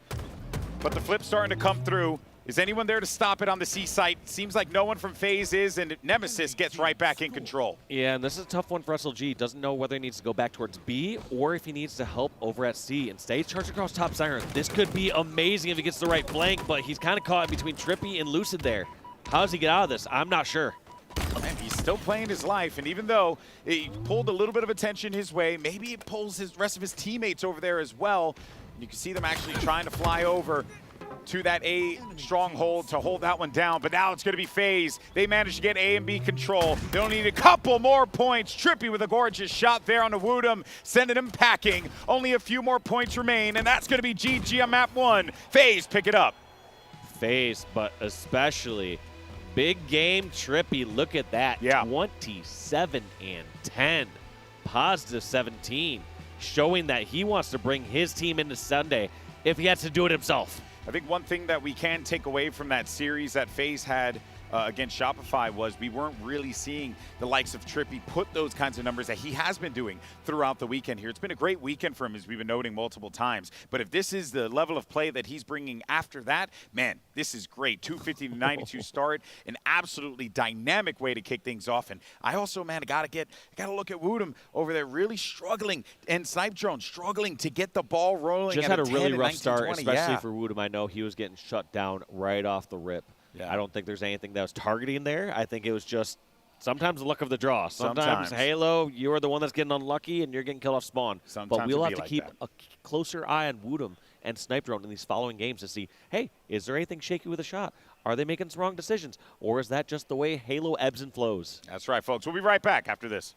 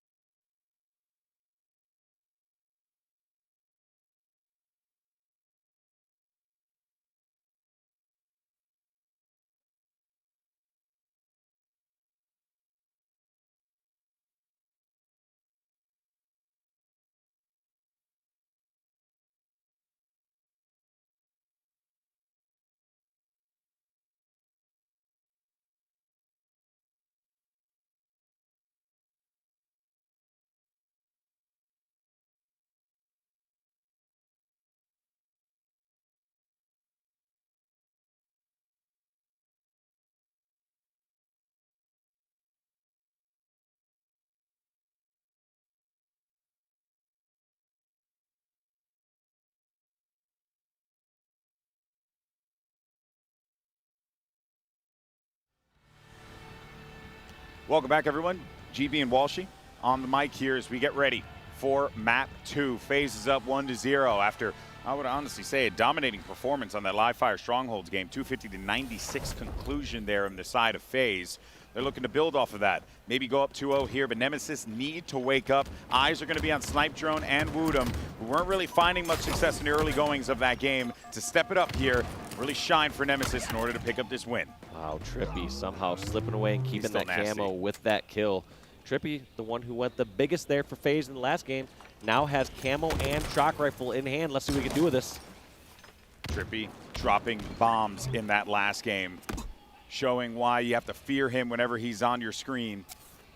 But of course, it's always going to be a challenge here when you're up against a Nemesis team that has a lot of confidence. Oh my word. Overstayed his welcome a little bit there towards that yard side. You have to finish that kill quick. Otherwise, you know backup is going to be there for that opponent. So felt like Trippy just being a little too over-aggressive there. You almost need to just take 2 shots and back down even But man, the finish. I totally get it though. Yeah, I think, do get it though. I think any other human in Don't that get me instance wrong, I probably get would have it. done the same thing.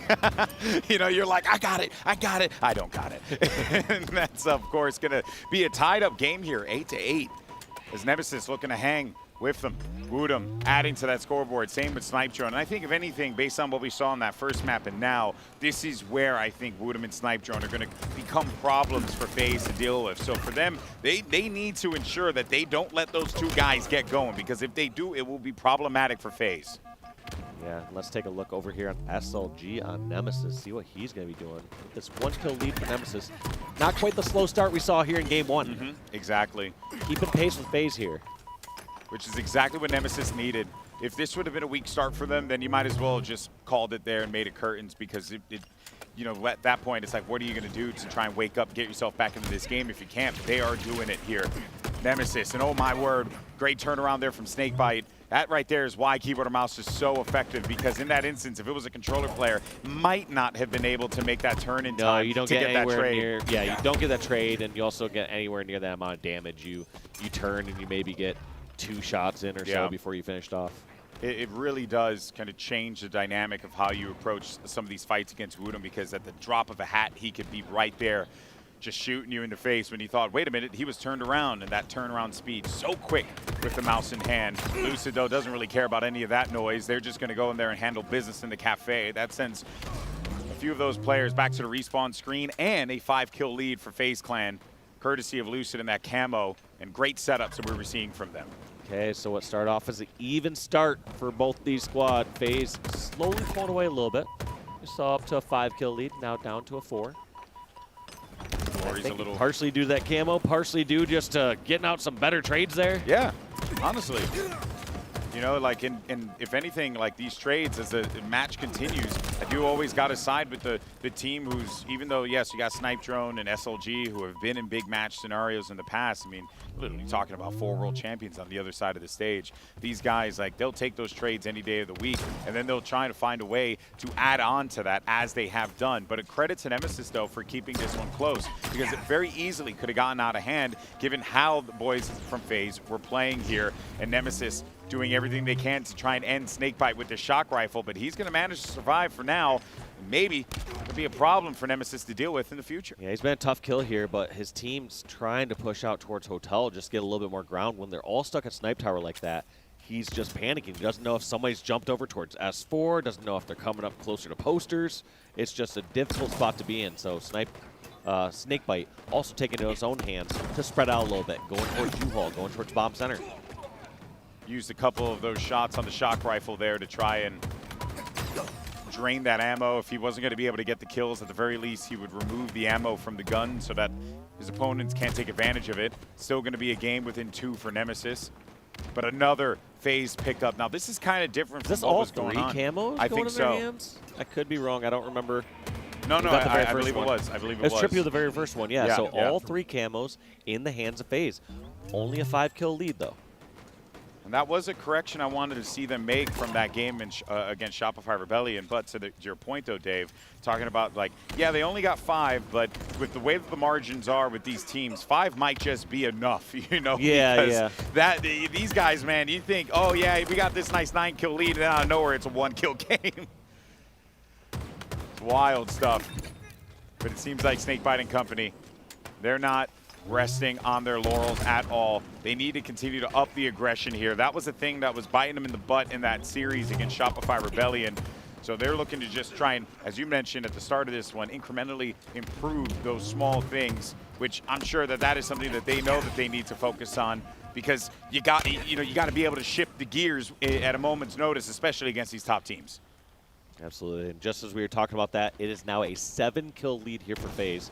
We're seeing some great aggressive plays. Maybe a little too aggressive. Look at all 3 of these players pushing the exact same spot. They're going to get flanked here, and that's going to be a 3-for-1. Snipe Drone going down, but that's going to be Lucid, Trippy, and Penguin falling in return. That 7-kill lead shrinks a little bit. They were able to get some kills out of that phase, but obviously that was a much better swing for Nemesis, as they were down by 7 at one point, now only down by 4. They're going to have a few tools to work with in a moment here. He got shock rifle. Woodham very much would like to get that gun in his hand.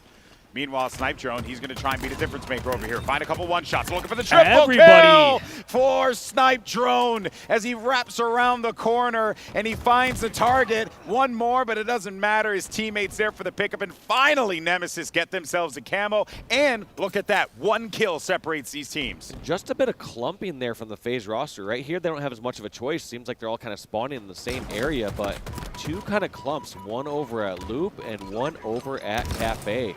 Just punishing FaZe back-to-back lives. You never want to be Michael Klump. Never. 38-38. What was a 7-kill game for FaZe Clan is now a 1-kill lead for Nemesis. They're back in this. Just when you thought that maybe this was going to be a rough one, this series was going to be difficult for Nemesis, and they might be going home in a fashion that they would not have wanted here in Salt Lake City, they managed to recover in such a great way thanks to Snipe Drone making some huge plays here. But FaZe, of course, not out of this one, not by a long shot. Expect to see this one go down to the wire at this point. Woodham, such aggressive play there, paying off, just at least getting that trade. So when in doubt, if they know they're going to get that kill, they're just going to go for it. They don't want to rely on somebody popping in a little too quick from the FaZe side. Snipe Drone now with the shock rifle, waiting to see if anyone's going to come up on the lift, and it might be Trippy there. You can see him on the screen, but wait a minute. Actually corrects his shot over there. He's only going to have 2 more left to work with now. I like this play. A quick reposition. This is unexpected. Right now, nobody's pushing over towards posters, but also unexpected is Penguin getting that kill from Bomb Siren, but also Penguin, I don't think, was doing the first bits of damage. No. I think maybe somebody else had spotted him out from posters. Yeah, I believe, because that call came, and there was also some focus over toward that truck side as well. So yeah, good support there. Not really expecting that player to be hanging out and hunkering down on top of that cinder block there, but now FaZe managed to get that lead again. Maybe one more here as well to give them 2. And that actually comes courtesy of Lucid. No room for error here for either team. FaZe Clan looking good, though. The help is there. Lucid's getting the kills. Snakebite alongside his boy. They got a lot of players here that are going to be weak, and that comes with the trade. A big kill, 49-45. FaZe trying to get this 2-0. Trippy doing so much damage there, just getting behind enemy lines, trading out that melee. 49 for FaZe. They just need that last one. They get it. And that's going to be FaZe with a comfortable 2-0. Yeah, and Trippy yet again being a difference maker for this team. We saw it in map 1. We're seeing it here in map 2. Credit, though, to Nemesis because they nearly brought this one back. They nearly got that dub. But, of course, to quote one of the most eloquent poets of our lifetime, Vin Diesel, you know, whether you win by an inch or a mile, winning is winning. You know what I mean? And I think for FaZe Clan, they're fine with that one. What do you think about that quote, Dave? I know mean, you're a big Vin Diesel fan. I don't want any spoilers. Yeah. I'm waiting for the next Fast and Furious to come out. Yeah, you're a huge Fast and Furious fan. Not sure what's going to happen. Who's your favorite character? Is there going to be a moment where a fast car runs through and does some impossible physics problem to drive up the side of a building? But, of course, my favorite character is Tej, Luda. This freaking bum. All right, we're going to a break. We'll be right back.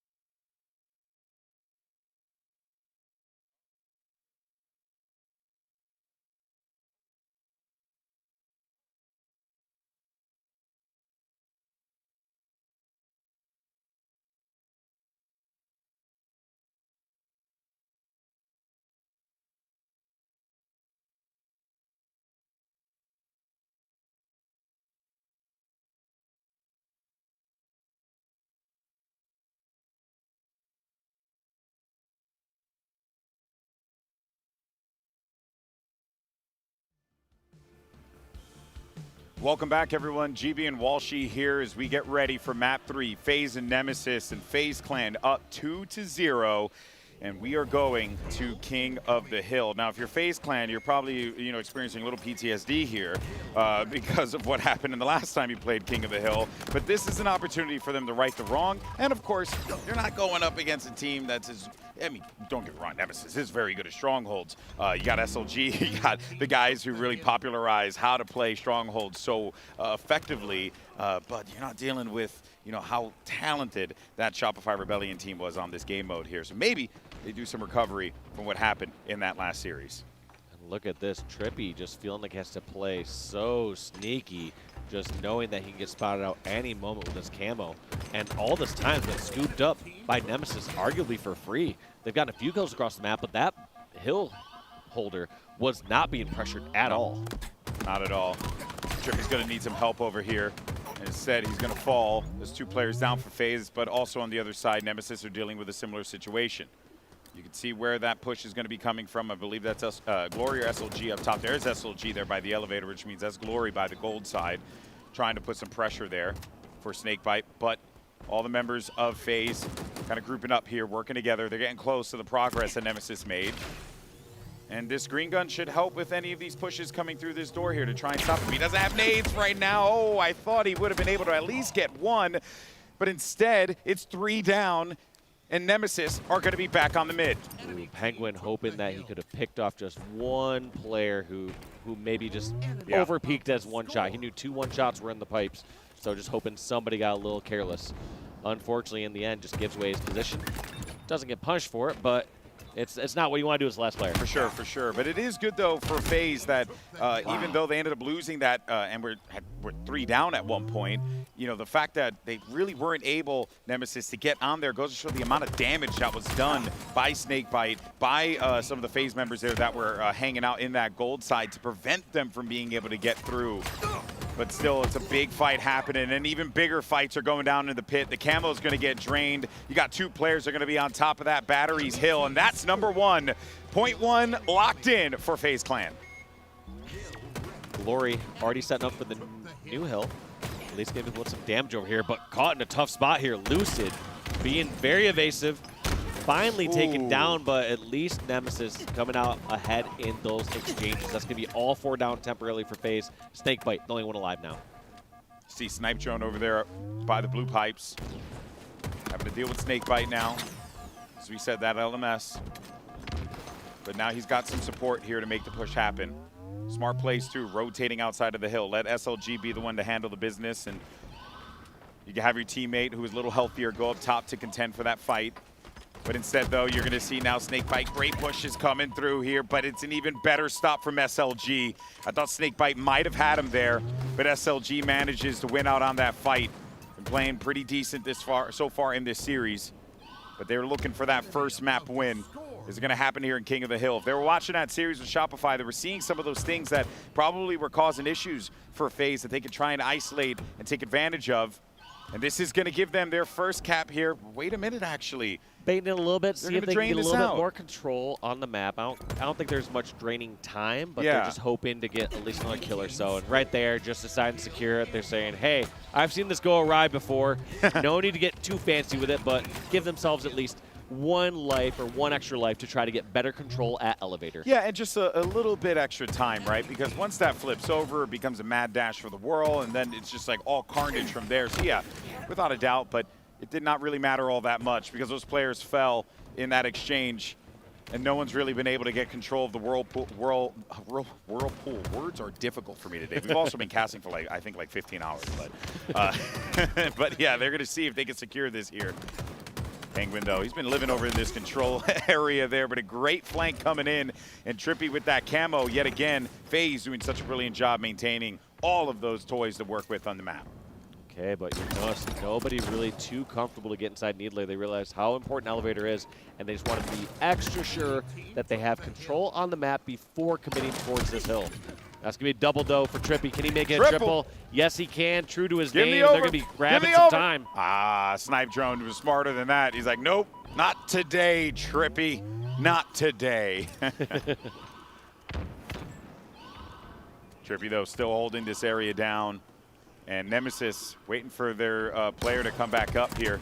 They knew that they were going to have to deal with Trippy on this shock rifle, so they need to throw off the crosshair a little bit, which they are successful in doing so, but not without FaZe gaining so much progress on that Needler Hill. Yeah, Woodham doing a great job pushing across this top catwalk and still staying alive up there, eventually taken out, but there are the 2 kills that were needed here from FaZe. They're definitely going to jump right back in that hill. Looks like the most pressure is still coming through on pipes now from Snipe Drone and Glories. Man, just Trippy has held on to this gun for ages, but he's been putting in some good work with it. Finally ran out of ammo. He's going to fight this one to death, just try to scrap up the last couple seconds if he can. Not going to get the hill, but gets that trade, like you said, which is huge. And that will be number 2 for FaZe. One step closer to locking this series up with a 3-0. They only need 2 more hills. The Nemesis, though, more than capable of coming back into this. Good reposition from FaZe. Did not let Nemesis get comfortable as they were kind of scrapping for that battle toward the Needle Hill. Now they're going to be dealing with the C-Plat. And look at where FaZe have kind of spread their resources out just not to allow this Nemesis team to get comfortable and to get inside of that, hill. Just feels like FaZe just kind of, I don't even want to say running away with it because it's not going that fast paced. They're kind of walking away with this game, walking away with the series. It's a brisk pace. Slowly but surely. Yeah, it's like a good jog, you know, that's what it is. But the thing is, though, is that, yeah, I mean, that is very true, right? It feels like this, and I'm not saying that there isn't a sense of urgency for Nemesis, but it is also just such a smart play. Oh, they knew he was around there and just couldn't find him still. Yeah. So kudos to Nemesis for still trying to track down that camo player, but also just taking a long time, a lot of resources. Yeah, it's just way too much effort being put to remove just one individual from the equation. But for now, though, you can see Nemesis trying to recover this. And so far, it's working out. For FaZe on the other side, we'll see how their approach is, how their attack comes through here. Couple big shots coming through, forcing Nemesis's snipe drone to have to dial it back a second, but they haven't been able to break through quite yet. Look out for those players on the right side, though, to cause a problem, especially Snakebite around the corner. And on top of that, you're also seeing that long haul push coming to fruition. Enemy team took the hill. Nemesis definitely not letting this one go just yet. In fact, looking primed for this hill, especially if Snakebite's kind of come into here. We're going to have to see how this plays out here from Snipe Drone. Wisely not just going around the corner. He knows that the hill player was just bait. Wasn't falling for that whatsoever. And this one, I feel like Nemesis are the favorites here on the C Hill. Yeah. What looked like a really strong start for FaZe on this hill, all of a sudden is a tie game. Nemesis are right back into this. And this is where you start to see whether or not Nemesis can make this happen here. They are contending with them, and a good rotation to get into that hill right away. Just get a little bit of progress. Yeah, taking it right off the gate. I think we've seen most of these other hills, FaZe really taking control early on, except for the very beginning of the game. And then this one, Nemesis, immediately grabbing 25, 30% of this hill. Now they can go for slays, and they can be comfortable. They no longer have to somehow stop FaZe last minute and then scrap it up.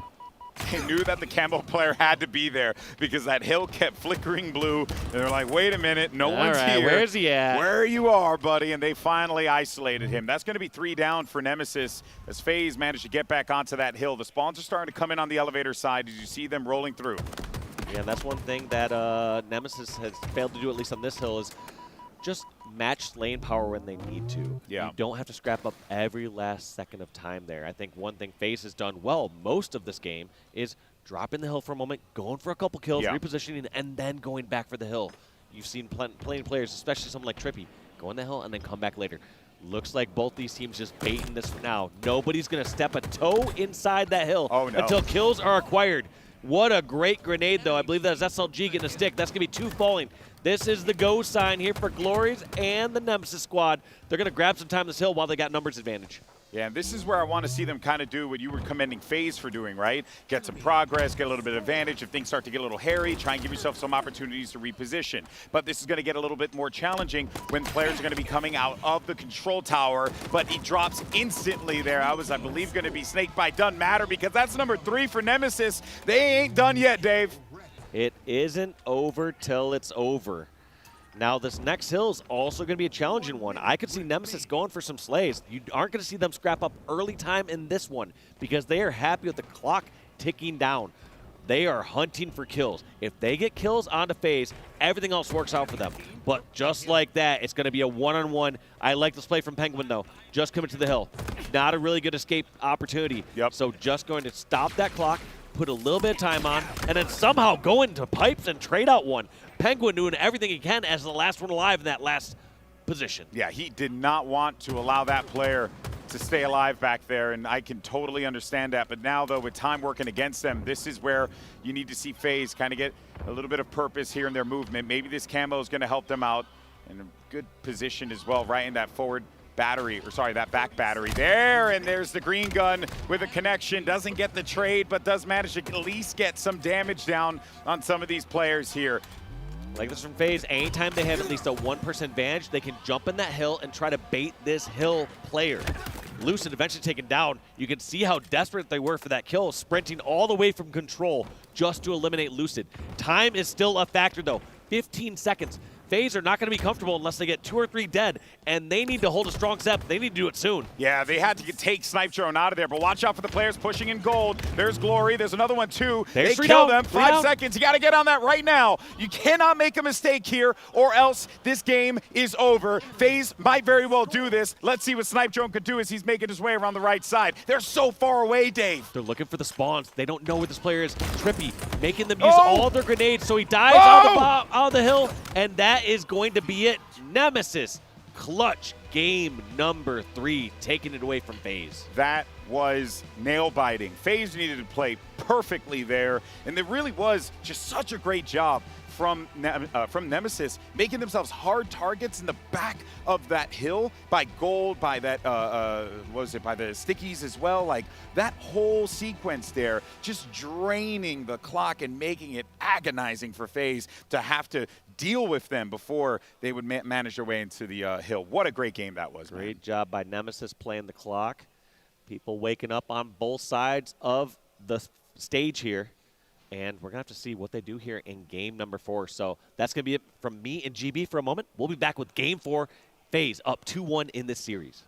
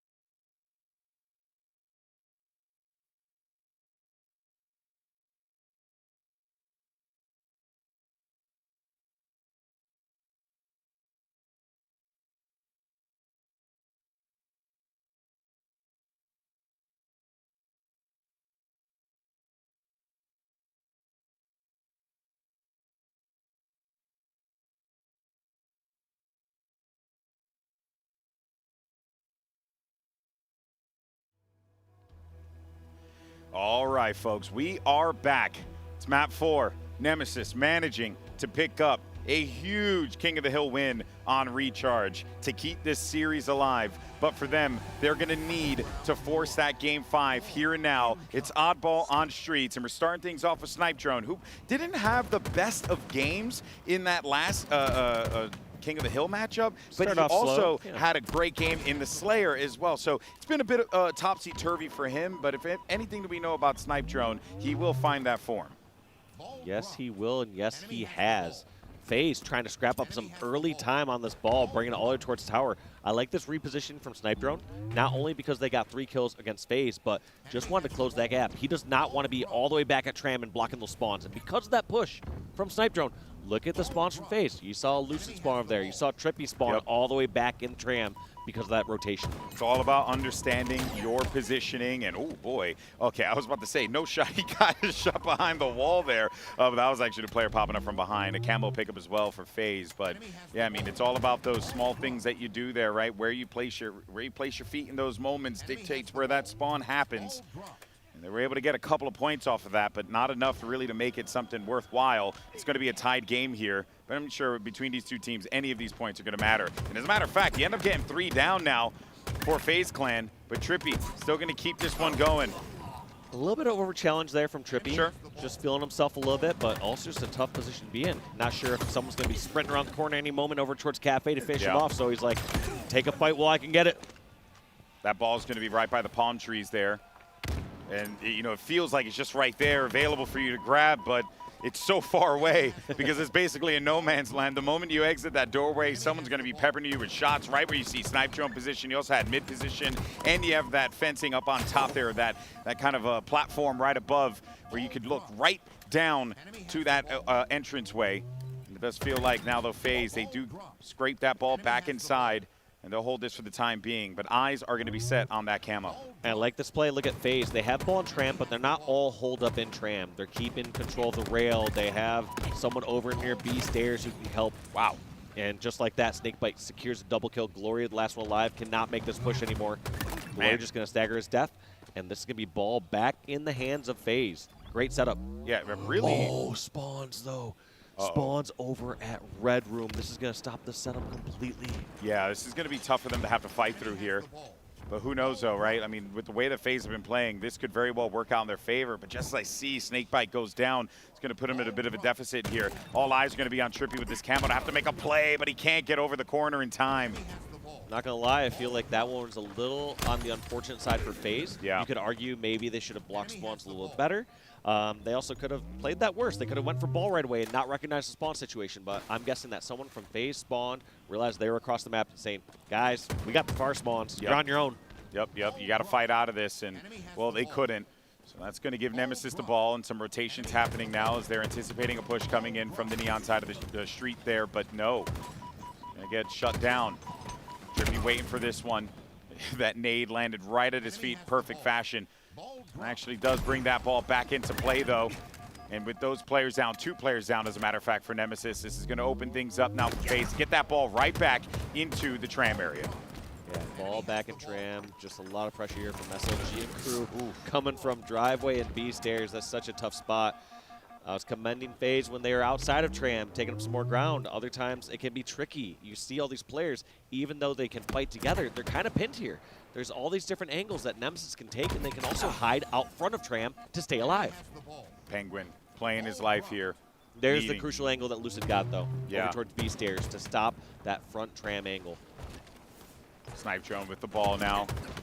Waiting this one out, dropping it to going for the help since his teammate died, wooed him. He does have someone right outside toward that shoddy area. But that ball is ripe for the picking, right in front of him, but he's seeing his teammate struggle in those fights on the far side of the map. It's kind of left Penguin in a spot where he doesn't really quite know whether or not he wants to push in to help, or if he needs to just play for any rotations that are one shot that he could pick off. In any case, so it doesn't matter as he ends up falling. Yeah, that was a tricky one for Penguin. Didn't know if I wouldn't even know how to play that there. Doesn't know if she should charge up the C stairs and fight that fight. And, you know, after you stay so long kind of no man's land, you'll eventually get sniffed out and spotted. Penguin back on the prowl, though. Well done. So he manages to do a sizable amount of damage with that, and Snakebite's there for the cleanup. It's a close game, though. Repulsor's going to bring him back into the action. Snipe Drone heard it, so he had to be anticipating it. He didn't have a nade to receive, though. And this is great. I mean, the way that he's kind of just baiting him out now, that put Snipe Drone in a really rough position there. He had to handle that player, but that guy was just kind of toying with him. And at the same time, that flank was coming through. Some more points scraped up here for FaZe. Yeah, Woodham doing a good Ooh, job. I like at that. least Get it getting the out of trade there. out there, but he was trying to be the hero at first. He thought there was a chance he could get that nade on the ball, get the kill on the back tram, and then go back and finish off ball. But when in doubt, you need to at least get a trade, and that's exactly what Woodham did. Ooh, I think that I saw them grab that ball and send it further down toward the mid. Okay, never mind. It did actually end up going play ball. So that's all right, though. You can see all the FaZe members toward PD side. Some good positioning-ish for a Nemesis now. But they are dealing with a lot of firepower from FaZe and some weakened members. But there's SLG for the protection to help his boy out. Glory, though, that was the guy who he needed to go there to assist. And while he was able to pick up the kill, his teammate was not able to stay alive. Ball gets reset again. No one's been able to really get control now, but look at SLG. Killing spree for him. Almost would have gotten that one, too. He had a little bit more shields to work with. SLG, most kills in the lobby, doing everything he can for his team here, Nemesis, to try to bring them to a crucial Game 5. Ball dropped. And if Nemesis can do this, this is where I get a little nervous for FaZe. Actually, I get very nervous for FaZe Clan because things were looking good. You were humming. That first game was beautiful. Everything you could have possibly had asked for. Enemy has the ball. And then things started to slowly but surely, like, you know, things just don't go your way. One or two things here and there, and then before you know it, you're basically, you know, looking at the bad side of a Game 5 situation here. But time is ticking. FaZe do have that lead. Yeah, they're just getting touches on this, and they just want the slays. One run of Yeah. slays. However, one downside here is they brought this ball all the way towards back tower. If Nemesis get these kills, they are primed for a 15-second setup. And he might, and he does. Oh, thought that pistol was going to be enough to grab him there. To get that kill there, excuse me, but instead he does it. Trippy now, 5 seconds remaining. They're going to bring that one over to the PD corner. That's going to be the first round locked up for FaZe Clan. One step closer to ending this run for Nemesis. And Dave, by the way, nearly broke his chair. Fun fact. You guys can't see it on camera, obviously, but he's so into the game, you know? Pumped up. Yeah, it's that new dad strength, you know? It's like, it hasn't even happened yet, and look at you. All right, FaZe now got their one. Can they get their second? A great start there for Trippy. Just bring that ball over to their side. Make them have to work for this one, and work for it they are.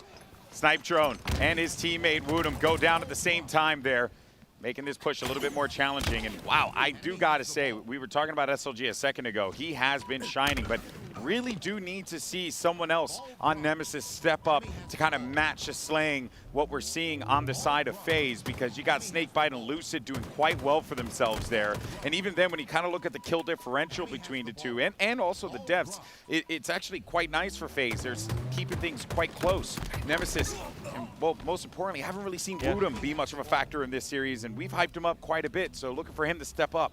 Yeah, it's definitely been tougher for Woodham to get the slays going in the way he'd like, but he's still being in the right spots, doing a lot of the right things, so that's exactly what we want to see from someone like Woodham. Oh, just like never that. mind. Shuts up. Golden Boy gets a triple kill. Yeah, I'm fine with that one, baby. Do everything you need to do. 4 players down from FaZe. Now they can get some good time out of this one. I'm seeing maybe Nemesis getting maybe 30, 35 points out of this. Super aggro push here, though, from Nemesis. It looks like they're going to try to rotate this ball over through B Street. So instead of trying to hold a tram setup, they're clearing a path all the way towards tram, or sorry, towards PD. However, it feels like this ball is not moving from Commando just yet. Yeah, I thought that was going to happen. I thought it was kind of a clear path that they had there. So this is, I would say, a bit of a misalignment there from Nemesis. For You sure. had players pushing towards PD, clearing away. When they got killed, I guess they felt timid to continue pushing down B Street, but they still had somebody over there. Yeah, I do think, right, you know, if you have a plan, maybe it might be best to commit to it there rather than doubling back. It did feel like, though, to the credit of FaZe, they really forced their hand in that moment. And I think that is partly the reason why, I was about to say good sneaky play there by Penguin. Oh, SLG, he thought that nade was coming in, or maybe he just thought that he would have been able to get out of there by looking down and flying straight up, but does not have the time to do so as he was dealing with pressure from that player up top of the tower. That said, though, they still have that ball in hand, so they're working with what they got, and they're able to cross that 50-point threshold in just a second. Beautiful Glory. shot. He was not anticipating that at all. How could you? Yeah, was not ready that whatsoever. Free kill, essentially. Yeah. That was a kill without taking any damage in return. So that's, you couldn't ask for much more there from Glory. This play from Glory across the board has been great because it's prevented FaZe from being able to move with purpose across the map, slowing them down a little bit. So they got a lot of points off of that. I'm also convinced Glory shot every single player there from FaZe during that last push. You know, got that first pick, shot Trippy and Lucid there towards the very end once they were both on Tram side. So he's doing damage everywhere. Glory seems to be that guy who's stepping up in the moment there. Look at the assists for him as well. 16 for Glory, so he's been very active around the map, making sure that he's putting in as much damage as he can. Meanwhile, though, for Trippy, that'll be his 18th kill. You also see 2 members down for FaZe here, 3 on the side of Nemesis. Glory's going to be the only one here staying alive. He's going to wait for his teammates to come back into the fight now. And that ball available down low by the tram area. It's at that connector. I got to go in there and grab it. I feel like it's been on the ground for a little bit now. I There's reset. a small chance that has ability to reset if no one gets their hands on it soon. And if it does reset, I got to say, I kind of like that there for Nemesis. And actually, I feel like Glory should not touch that. unless their setup is going to be for Tram, but you do see some players there, so maybe that was going to be the call, right? Like, hey, just go don't for let it Tram, reset, grab it. yeah. I guess they didn't have the superior positions. It would have been really difficult for them to go and grab that. So, yeah, that was going to be a tough one. And they have eyes on Camo, too. But down a member, SLG, their biggest slayer at the moment, currently out. Now it's full forces against each other. Lucid caught on C stairs. If they can get the first pick, they can go marching across the map. Ooh.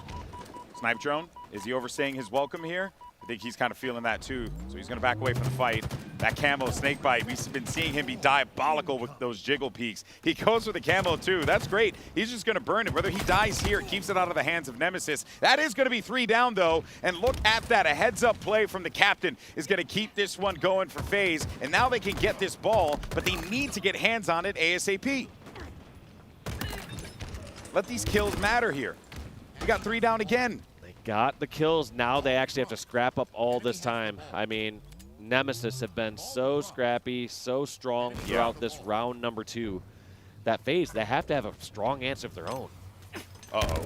That nade just too predictable. Being over towards that C stairs, I guess they just know when people are being held in tram, it's one of the first spots that they are going to secure. It's such a common spot, right? You see all the time. It's tough to get them out of there. Let's be real. is. You need some nades, you need some angles. It's tough to get someone out of there. So that's why it is so common. But at the end of the day, you lose that element of surprise.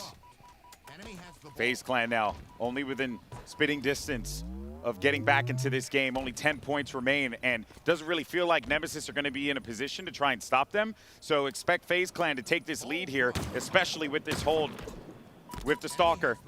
They got this line of sight. Some damage is being put down too. So those guys are going to be hurt for a bit because that Stalker hits like a hammer. Yeah, now FaZe got the lead just from this one setup. So huge play by FaZe. Big stick. Nice trade out there. I want to say those Trippy got the trade, but Lucid, they didn't get a play ball. He can actually go and get a trade here. They did not fully secure this or see this push over from Cafe. Lucid trying to buy a little bit of time. Teammate spawning towards Cafe. This is an even fight coming out FaZe. It's going to be who secures these kills. Lucid grabs one onto Woodham. Knows somebody towards top tower. Do they have the angle? Yes. Finish snipe drone.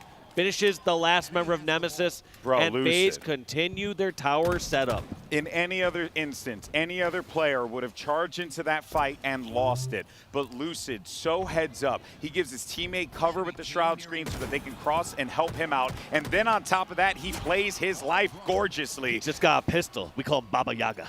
That's right. It's all he needed. The one who fears the boogeyman. But the problem is, though, for Nemesis, Dave, is that the time is ticking. And this is where FaZe, they have that ball. They're going to go, maybe grab it, reset it for a second, and then keep this one going. Or they can go and touch and get a couple grabs. I assume they're going to grab this time as soon as they get the kills, but they realize that this next push is the more important part to stop. If they can get the kills against Nemesis, they can get the 15 seconds. It's not a worry about scrapping up that time. It's a worry about giving up a full step to Nemesis right here, which is very fearful right now. Snakebite in the corner of PD, one shot. No one's there to challenge him. No one's there to stop him. That ball's still going to be available, but finally, it'll be Nemesis grabbing it. Snakebite still here, still a nuisance for this team to deal with. Is anyone going to be able to get over on the Cafe side and force the issue? He got help though, Snakebite. He was waiting for it, similar to what we saw Lucid do earlier today. Just a second ago. Gets a big melee, looks for another one. That's going to be the pickup there. Ball's available right in front. Now they're just slaying this, leaving That's this it. out in the very center. I don't foresee Snakebite trying to scrap up this last 15 seconds when there's only 15 seconds on the clock. Yeah, not necessary at all. 10 seconds remain. The onus is going to be on Nemesis. This could be their tournament here. They need to make a play right now. They got to shut down all these members, but it's Trippy with a double. Lucid there to back up his boy, and that's FaZe Clan 3-1, sending Nemesis packing. But that was a tough game. Credit to both squads, but it's FaZe's day, and they will survive till Championship Sunday. FaZe doing what they needed to do to get the job done tonight.